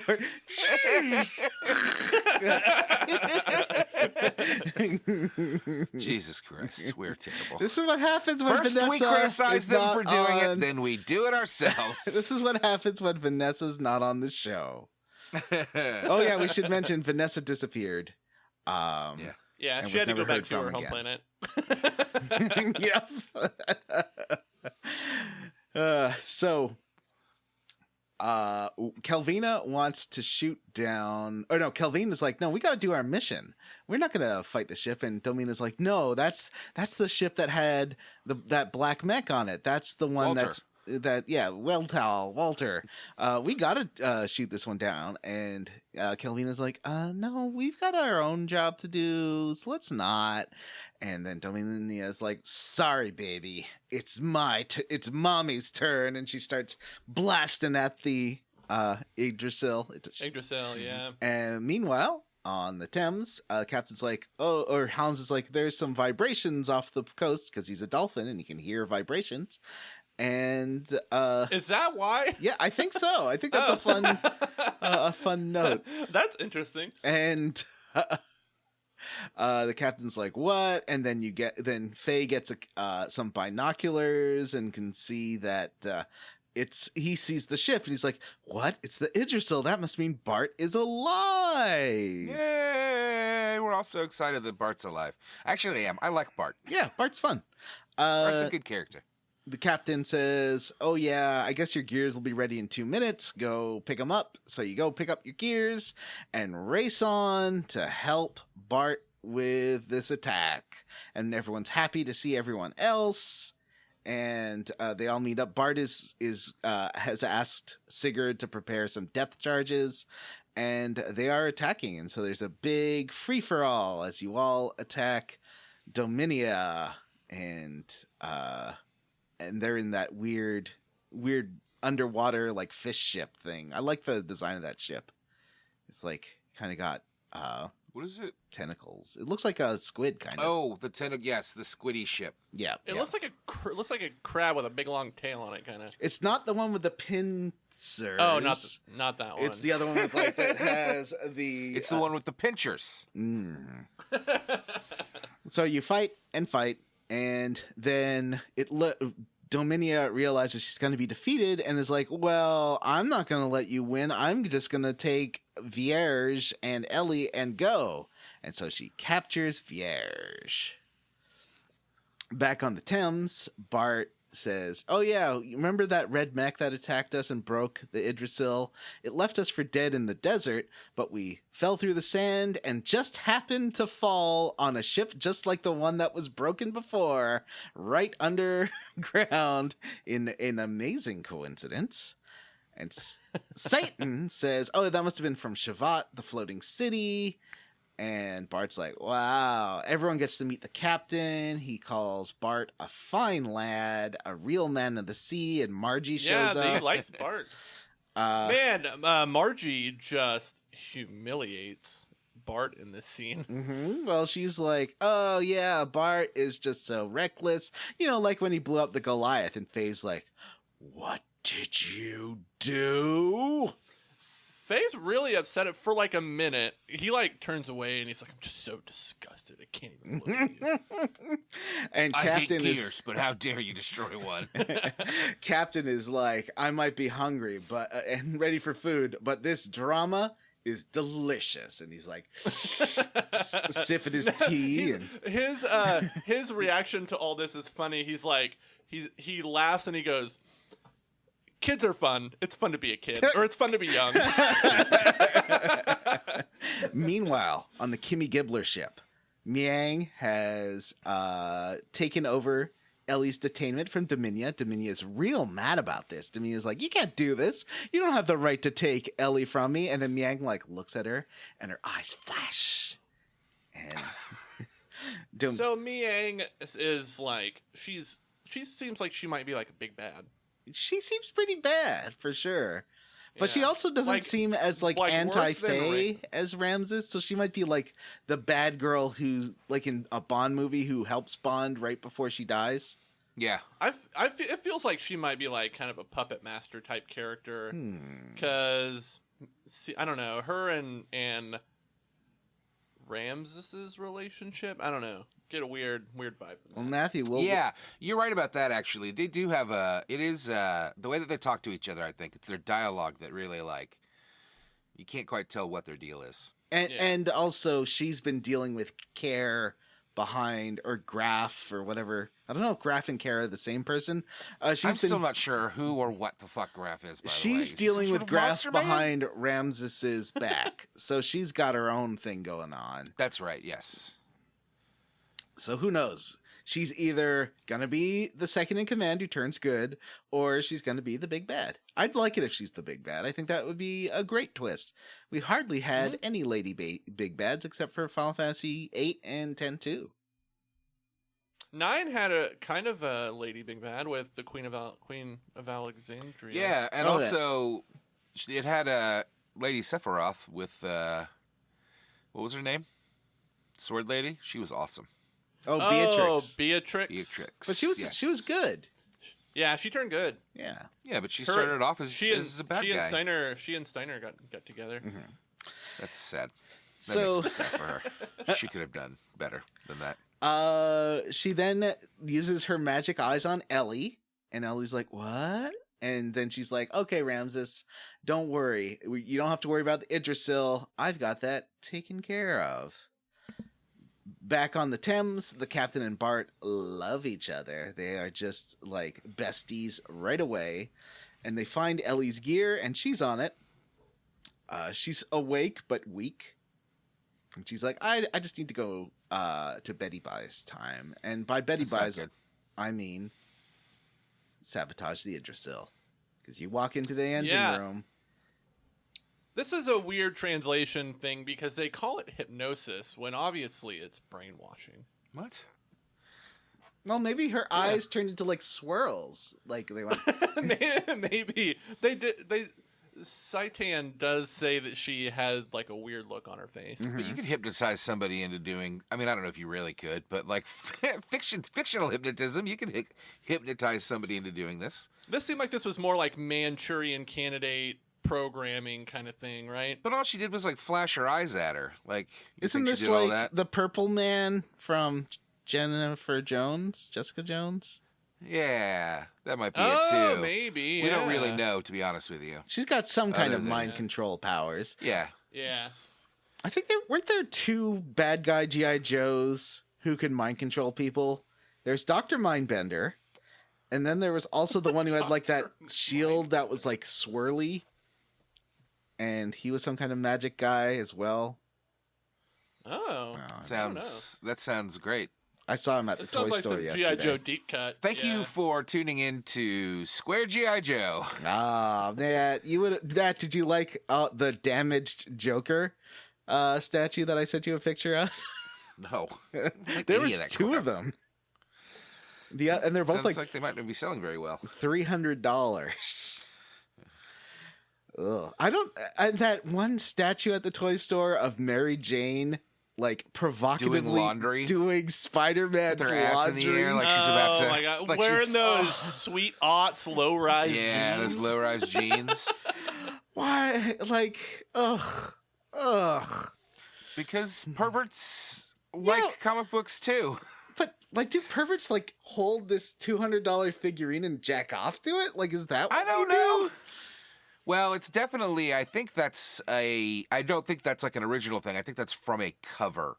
Oh, yeah, boy, yeah. And I bet Jim's right. I bet it's a mid-2000s cover too. It is. I recognize. I can't quite. I have the artist's name on the tip of my head, but there's somebody that did a run of covers like that, and it's always Mary Jane in those low-rise jeans. Maybe it was J. Scott Campbell or one of those guys. Okay, is he a writer? One of those '90s guys. Anyway, so that's what that's based on. It's not like just a random thing that someone made. It's still fucking weird. Mm-hmm. I mean, like I have this Bam Bam Bigelow figure because I think it's cute, but I'm not going to and you jerk off to it. I'm not going to jerk off to this. I just think it's adorable. It's Bam Bam Bigelow, and look, his arms go. Wow, wow.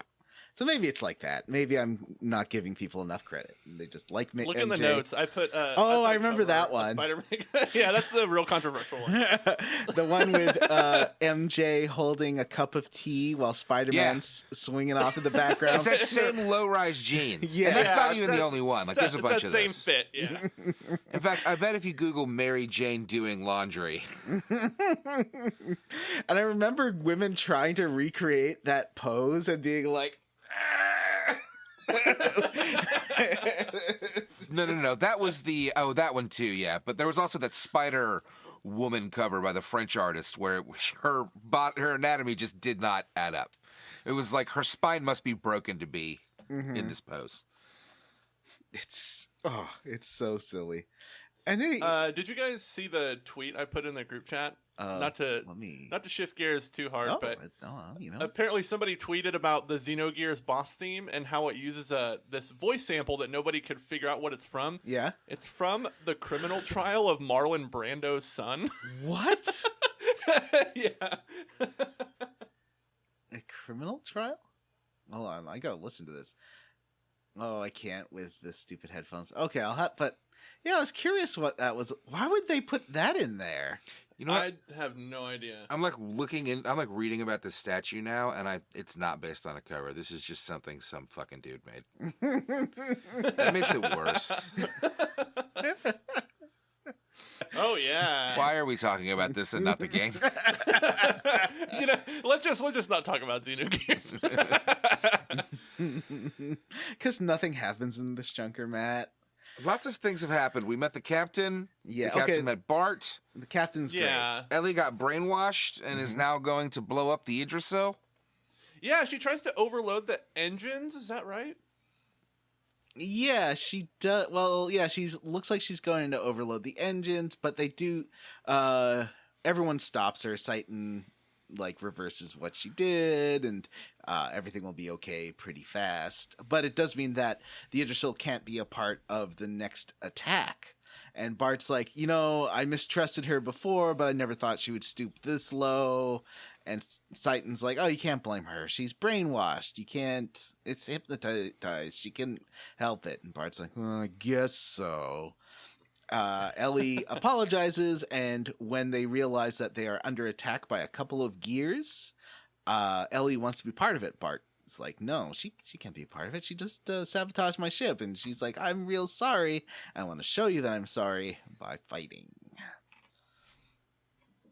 So Domina attacks first, and she's pretty easily taken care of because her gear sucks. But then Ramses and Miang arrive. Big Ranger gear? Yeah. It's just not that good. Ramses and Miang arrive, and Ramses is in a underwater gear called Haisho. It's a big gear with big pincers. Pinchers. Wait, that's the one that Ramses is in? Yes. And Miang is in her mech. I thought it was the opposite. Wow, I was totally confused. I'm pretty sure when it was Miang's turn, it was the other mech. But you can only target Ramses' mech, and she was just support in that fight. Oh. And he's got his... you have to be real careful because he's got his stupid counter again. So you got to... this took me 2 tries because I kind of screwed up the first time and used all my fuel fighting Dominia. But you don't need to do that. You don't ever need to boost in this fight. You can just kind of wail on Ramses, and you just have to be careful. As long as you're cautious with your use of fuel, it's not a hard fight. And always have Bart has a spell thing. I forgot what they're called. Ether machine. Ether. Yeah. That ether machines reduces the accuracy of enemies, and it basically meant that Ramses' ship was useless, and then Miang would have to waste a turn casting her own remove status spell. So that's useful. So that was sort of my strategy there.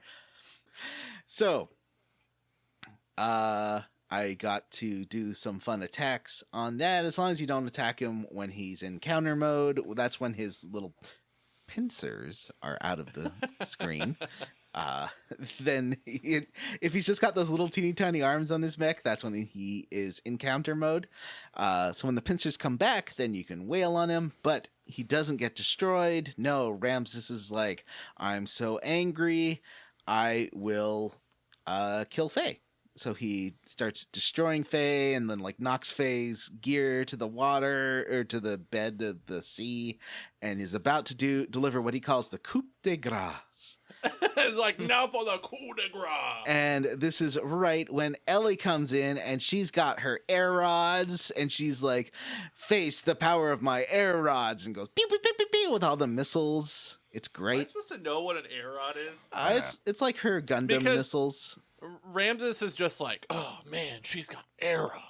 I was like, okay.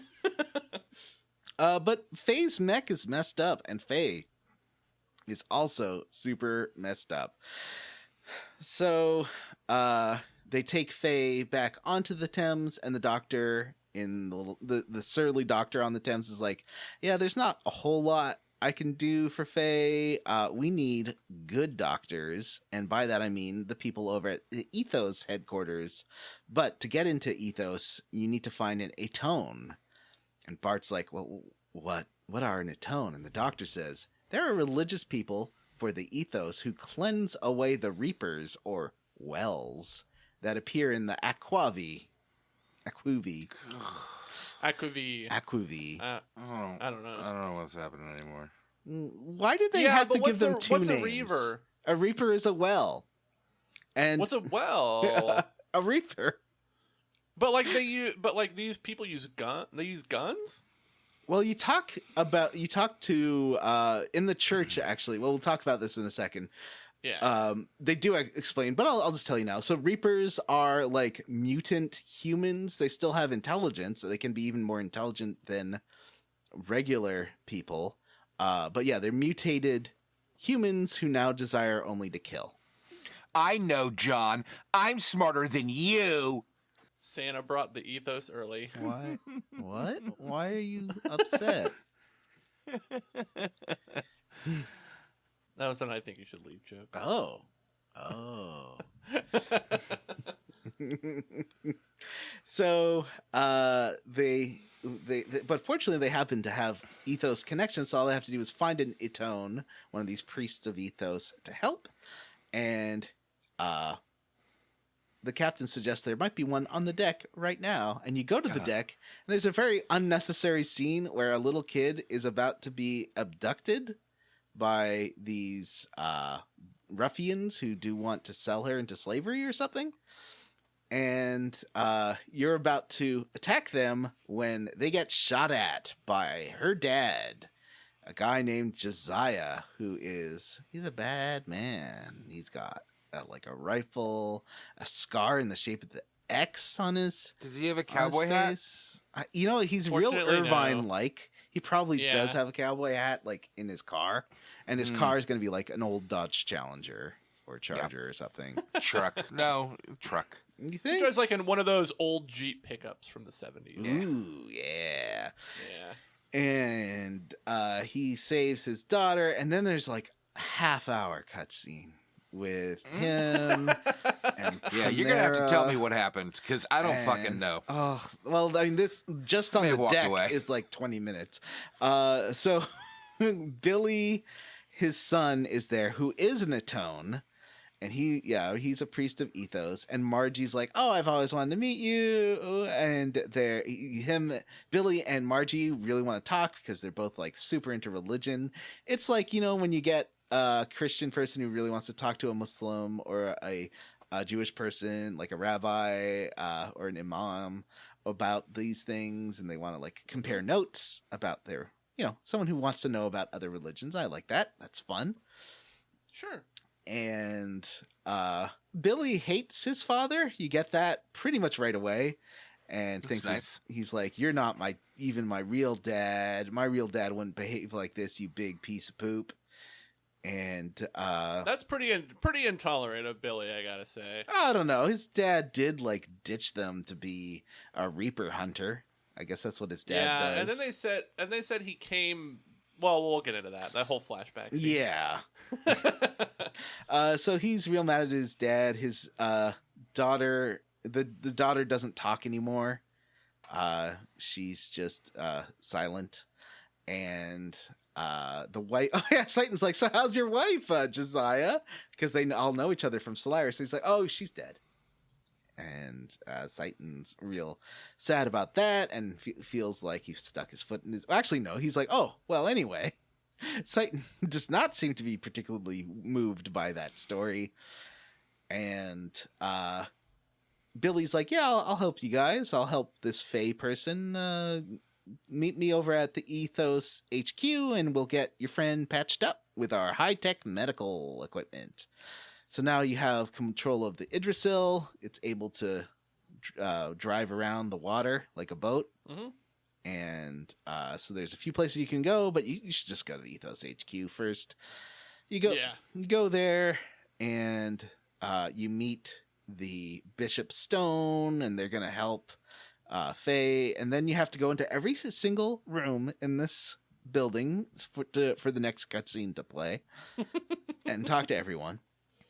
It's a little obnoxious, but then they're like, well, your friend, he's in a cloud coma, but he'll be okay eventually. I wish they called it that, though. What if they were like, your friend Faye's in a coma, like that famous guy Cloud. Yeah. You Just remember like him. Cloud, he's in a coma. Remember when Cloud was in a coma, someone at that hospital was talking about Xenogears? Yeah. What? So it's true. There's a reference What? to Xenogears at in the one of the patients at the mental hospital Cloud is at. Says Really? like, What do they Xeno. say? They're just like Xenogears, and then they talk about something from the sky and sort of reference the religion of Xenogears. Yeah, Weird. remember when you had to like push Cloud around in the wheelchair as Yeah. Tifa? I wish you had to push Faye around in a wheelchair. That would be pretty cool. So yeah, you have the part of the game where the protagonist is out of service. I don't know. He's just not part of the story right now. I always like that when it's like, so you get to play as Ellie, you get to play as Bart a bit, and then you go walk around this church. So it's sort of like a fancy cathedral on top, and then under the fancy cathedral is like a high tech, I guess, barracks and medicine place. And that's where they tell you that Reapers are just like mutated humans that have become driven by the urge to kill. And I think this warrants a Wikipedia look. you're gonna look at the Reapers on the Xenogears wiki. Well, the Wells. Oh yeah, sorry, the Wells or Reapers. They're both the same thing. Mutated humans. They are intended to be used. Oh wait, that's a spoiler. Don't look at the spoilers. Yeah, I don't want to say that. Okay, never mind. So now Ellie really wants to thank Billy, but Billy's already gone back to the orphanage that he runs. He was sort of wanting to check up on that, so you head over to the orphanage. There's a whole lot of like mini games and side activities here. One of them, a side activity, is that there's 3 books you can find. One, if you talk to a boy, he will give you a book. The second one, someone was using as toilet paper and gives to you if you keep knocking on the door in the bathroom. And the third one is kind of a sad cutscene that really didn't need to happen. But actually, you know what? This reminds you a lot of Final Fantasy VI. You talk to one kid at the orphanage, and he's like, "My dad is gone." But then he hears the bell. Remember that bell that Rico and you used in the sewers to attract that mutant red rum? That bell, the kid hears it and he's like, "That's my dad's bell." And you're like, "Oh, well, your dad's gone to a better place forever. He's not coming back." And the kid's real sad about that, but he's glad that you told him that his dad's not coming back for him. You don't mention that you murdered the dad after he turned into a deadly sewer mutant, a real chud, you know? Oh yeah, He was about the chud. Definitely a chud. But he gives you the book, and that's how you get the 3 books. What do these books do? I don't know. Bum, bum, bum! Prim is there too. And Josiah walks in. If you remember, he's the Irvine type, the dangerous bad boy with the X scar. And he's like, "Oh, you kids aren't happy to see me," although Prim is happy to see him.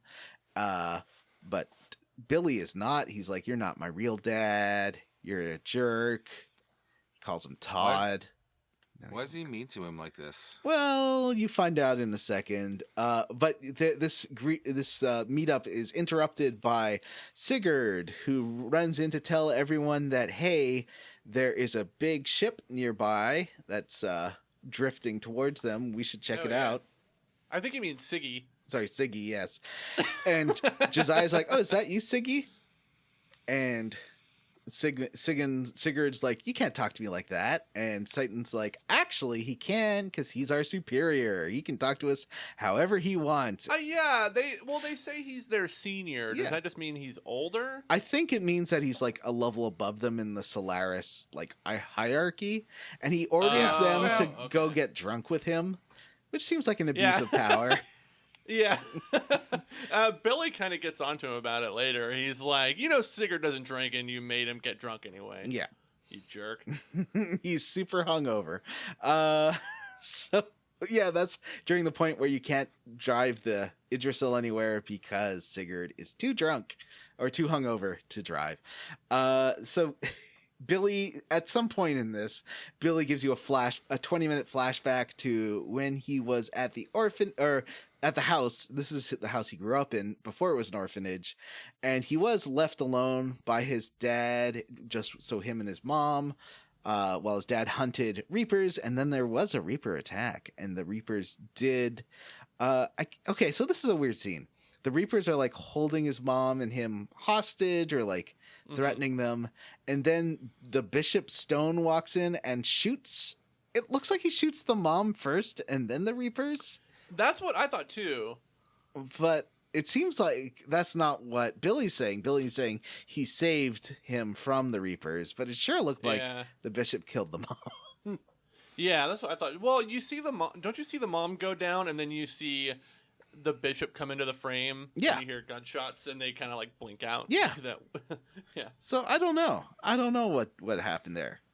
Maybe he'll find out that the Bishop is not the good guy. But he's like, the Bishop was the father figure I always wanted, and then I wanted to make the orphanage so no one felt as alone as me and Prim did after our father died. And the father would come back occasionally, and Prim always wanted to see him. But after that attack, Prim never talked again. Because Prim knows the truth. Gasp. Then Stone's like, hey, why don't you go investigate the ship? It's probably that missing Ethos transport ship that we're all looking for. And Bart's like, hey, can we come too? We like adventures, and we want to thank you for helping our friend Faye. And Billy's like, no, you guys don't need to do that. But then Stone's like, yeah, that'd be a great idea. You should join their party. So we get a new party member, Billy the Kid, and he's got guns. Billy Lee Black. He tells you about very complicated guns. Guns in a very complicated explanation that I think you just equip different kinds of bullets and they have different status effects, but they like talk about it like it's the most complicated thing in the world. He's got one pistol. He's got a basic pistol. Mm-hmm. He's got his Ethos gun, and he's got the big gun, which is called Big Gun. And the basic pistol can be swapped out for any other gun of the same type. The other two guns are non-replaceable. What about the bullets? You can switch bullets in the main pistol. Yes. You can swap out. There's different ammo types that you can swap out. It doesn't seem that complicated. Like, I think I can figure it out. And I assume that, like, the different guns are the different buttons. I haven't got to fight with Billy yet, because basically the end of this chunker is Billy joined the team. But first, before the end of the chunker, we do have cut to the gun bar, which is Maison's bar on the Yggdrasil. And Josiah gets wrecked with Satan and Sigurd. And that you learn that Carr was furious when Josiah left Solaris. Is Carr Graf? I can't remember if Carr is Graf. No. Oh, no, right? Carr's Faye's dad. Yes. Yes, that's right. Sigurd, as Jim says before, or Jim or Matt said before, gets super wrecked because he doesn't drink. But Josiah orders him to anyway. There's an interesting reference here that I was going to ask you about. Okay. To see if it made sense to you, because it didn't make sense to me. When they're getting ready to disband after they're all hanging out because they need to go board the Ethos transport ship. Mm-hmm. Who's the gun guy again? Josiah? Yeah. Josiah says, okay, time to do the thing that we always do, which is paint the face on our stomachs and dance around. Yes. What did that mean? Well, it's like on the Gong Show, you'd have people like paint faces on their stomachs. You actually see people do this in the film UHF. Remember when they're doing like a fundraiser to raise money for the UHF station, and you see these people with painted faces on their stomachs going like "Wow, wow, wow, wow," or something. I believe it's that. It's kind of a thing that people did in the 70s. Okay. I'm sure. Let's see. Painted faces on bellies. Oh yeah, there's Lad Bible. People are doing. There's a lot of this. A lot of people painted stomach face dance. Okay. Hold on. Wait. Jim, I'm going to put something into the group chat here. And you can check this out. This is exactly what we're talking about. It's in the group chat. What? That's what they're referencing? Well, I think that's what they're doing. That's something. Matt? Why? I don't know. I think a lot of cultures do this because it's very silly. And you can kind of make the mouth move with your tummy. If you put the mouth right over your belly button, it can kind of like jiggle. Even if you're not that chubby. And it's very silly. Very silly. It does appear that they're doing this in India, right? There's a lady wearing a sari in the background. Yeah. So it's People a seem to be universal enjoying it. language of silly belly fun face time. Yeah. Everyone loves it. Amazing. Next time. So that's what Siggy does when he's drunk. And I think someone references that he did end up doing that. Like, you don't see it, but I think someone says he was doing something like that last night when he got wrecked. So, next time we get to Shevat. That's where Faye's dad is. Yeah, that's where you were told that he's from anyway. Yeah. Yeah. But before that, Matt, what time is it?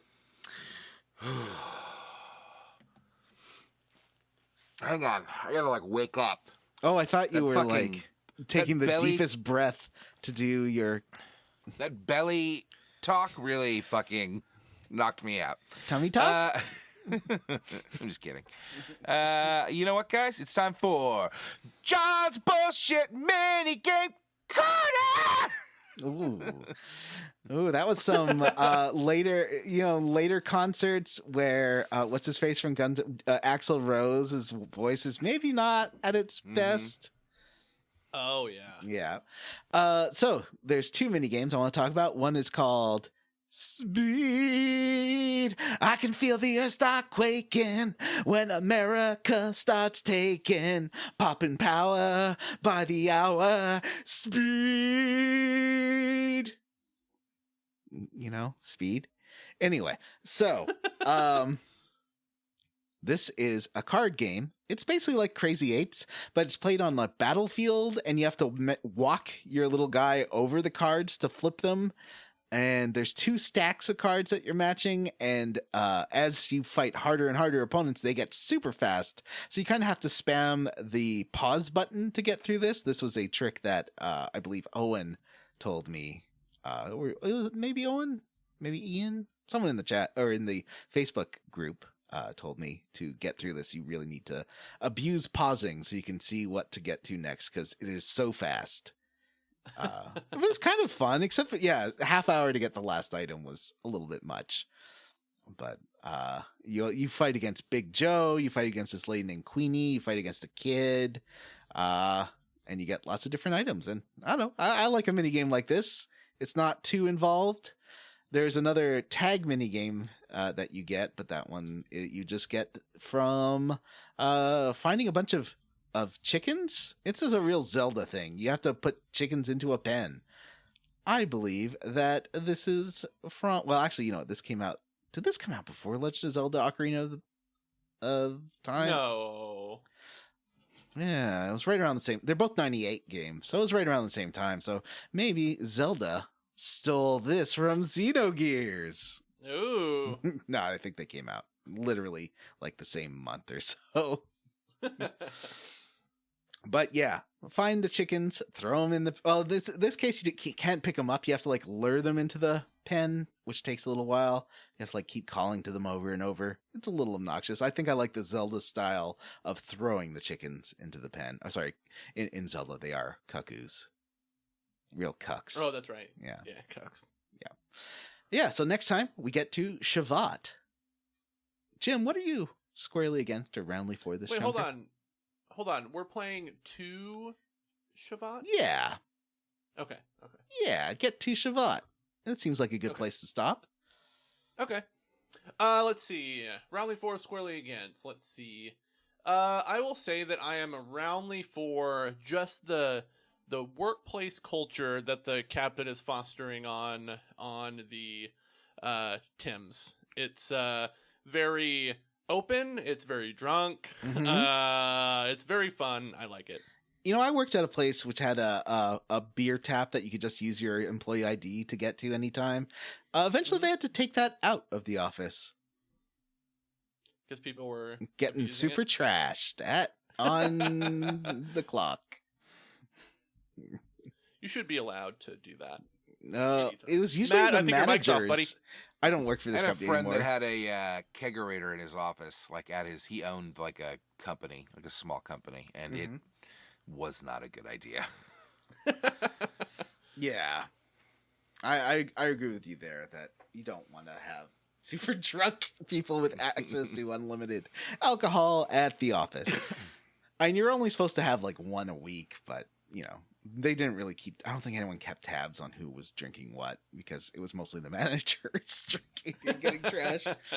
That was a long time ago. Back when jobs were fun and not nightmares. I mean, I work remotely, but when I have gone to the office of the company I work for, they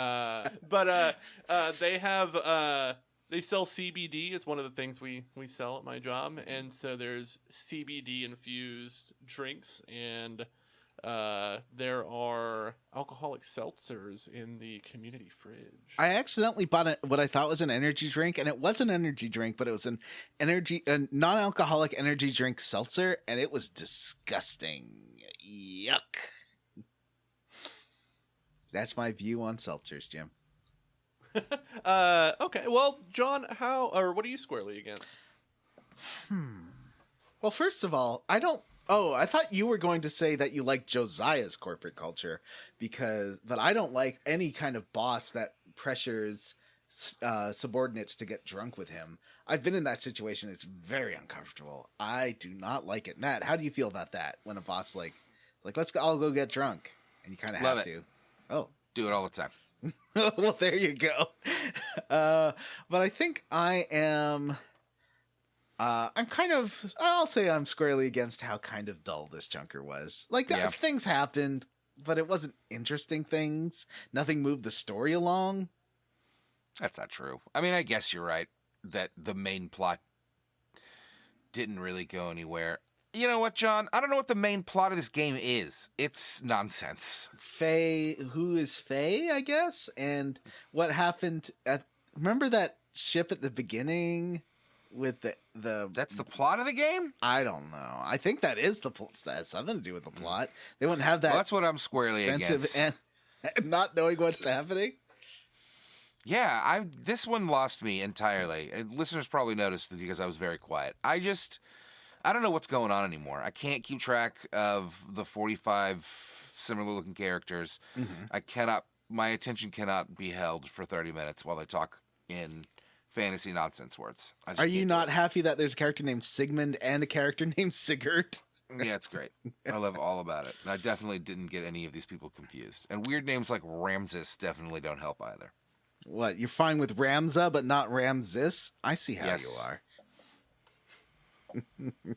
I feel like I'm starting to get a better grasp of what's going on, but I want the game to start telling me stuff like about what's actually going on, because right now things just keep kind of happening to the party, and I want to know what the meat of the main conflict is. You want that meat? I want it. I want that beef. Do I have? Oh no, I don't have the square. Do we have any emails? I do not believe so. What a bummer. Well then, we should talk about the Patreon. Guys, did you know that we have a Patreon? No. Did you know that it's What's on it? 2022, the year that I choose you because you're Pikachu? What does that mean? I don't know. Why are we doing votes this year? I forgot what the name of the season. 2022, it's up to you. And yeah, this whole year, every single game we do is going to be a vote. That means we should put up our next category like next week. Yeah, well, we should decide what that's going to be. What would be fun? Like maybe action adventure-y game, like something more combat-y and more buttons. I would enjoy a nice action RPG. Yeah. Maybe like maybe not. Oh yeah, Zelda or so, like something like a Fable or a Zelda, or something. Yeah, something with combat that we can. That's a bit more pew pew pews. Yes, and I do have a request. I would like to play something that's playable on console. On like modern current consoles? Yeah, potentially. Something I can play from my couch on my big TV screen and not have to play on a handheld. Okay. I think I know what so I was thinking we could put like Okami in the list because that's fun, right? Yeah, that'd be fun. It's got a lot of story. Mm-hmm. On the later versions, you can zoom through cutscenes because originally you couldn't. Oh, I hate that. Yeah. So maybe that. I don't know. What do you think, Matt? I don't know. I'm tired, bud. Okay. That's not the time to anyway. have this conversation. Yeah. Wait, hold on. One thing I did notice today, speaking of cutscenes, but I started replaying that Insomniac Spider-Man game. Mm-hmm. And I noticed that because I was trying to skip the cutscenes, and then I skipped a cutscene, and then started doing a mini game, the Dr. Octavius lab mini games that you do in that game. The background music for those is the same. It's the same song, I'm pretty sure, that they use in Shattered Glass in the opening credits.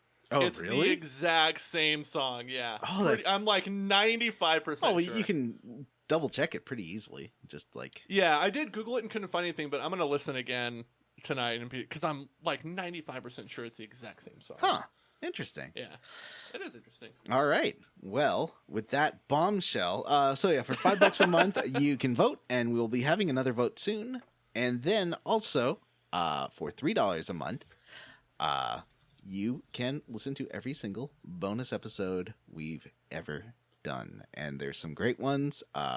We are going to do a fun Price is Right inspired by non-copyrightable... a non-copyright infringing version of that, talking about what games are worth now, according to pricecharting.com, and I think it'll be pretty fun. Also, I've got a new project that I want to do in the next month or two, where I do a super secret surprise at the $5 tier on the Patreon, and it's going to be also, yeah, amazing. I do want to start the monthly scare routes as well. But I'm thinking of maybe just having the first episode be like a movie or something. That way you guys can watch it and we can talk about it. Well, I think that we'll talk about this off air because Matt is about to fall asleep. But if that PSN stuff has, and it looks like it's going to have a bunch of survival horror games like on that PS Classics thing, yeah, then that will make it very easy for us to do a lot of survival horror. What survival horror games did you see on there? I think people are thinking it's going to have like Fatal Frames and a bunch of the PS2. Oh, and those are super like cool. 8 hours long, so they're definitely perfect for yeah. a scare routes. Yeah, it's good. Good stuff.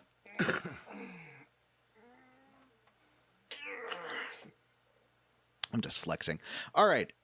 So another thing we do to thank Patreons is that we thank them. Matt, who are we thanking today? I would like to thank Choo Choo Died for Our Sins, Eric Garby, Ross Disney, I'm Hawk's Mom, and this is my favorite podcast in Kirkwall. Chris Pignac, Florian Jonas Kramer, Andy Best, Ron, Grey Code, I'm a Deus Amadeus, Codab Games, Magpie Juju, Zachary Train, Fresh Eyes, Sexy Grandma's Boy Toy is Ding Ding Ding, Evan K. Yay! And Tree Diddy. And I would like to thank Ian Frederick, no pithy profile name this week, I'm on break. Armin Hammer, Lex Averial, Sean Gonzalez, Megan Sullivan, David Shook, Anthony Cruz, Tyler, Ward Childress, friend of DeSoto, Aaron Toole, Alexander Jokic, Life is a Party, and I Am a Pinata, Matthew Casterline, Why Don't Chew Groff D's Nuts, No! Life's Big Boats, They Cannot Lie, and Matt Newland. I'd like to thank Mary, Queen of Scoffs, Esteban Gonzalez, Rubber Bear, our best and handsomest friend, Stan Ferguson, a.k.a. Dr. Stephen Stone, Paul Birch, CharityWater.org, Metal Gear Solid 1 in 2021, Dr. Fine, say everyone's name, Wawa Weewa, Adam H., Metal Gear Solid 2 in 2022, Jerry Schreffler, She Palpatine drinks his Ovaltine with caffeine, Cerberus Minotaur, WWE Mike G, and Jake Dickerson. Sweet. Well, that's it for this episode of Square Roots. If you'd like to write us an email to have read on the air, we should do a mailbag episode soon. Mailbag bonus. That'd be fun. Yeah. If you'd like to have an email read on the air, you can send us an email to squarerootspodcast@gmail.com. Come see us at our Facebook group, the Square Roots Podcast Group, for smart, cool, very attractive people, or find us on Twitter at SquareRootsPod. Don't forget to rate, review, and subscribe on iTunes, Ghana, Spotify, or wherever you listen to podcasts. And thanks to Stephen Morris for our Square Roots theme. You can find Stephen on Twitter as Beige on Beige and on YouTube. Links in the show notes. And hey, if you're on Spotify and you're like, where's all our old episodes? Go to squareroots.libsyn.com or our Square Roots RSS feed because we use copyrighted audio that cannot show up on Spotify. That was my fault.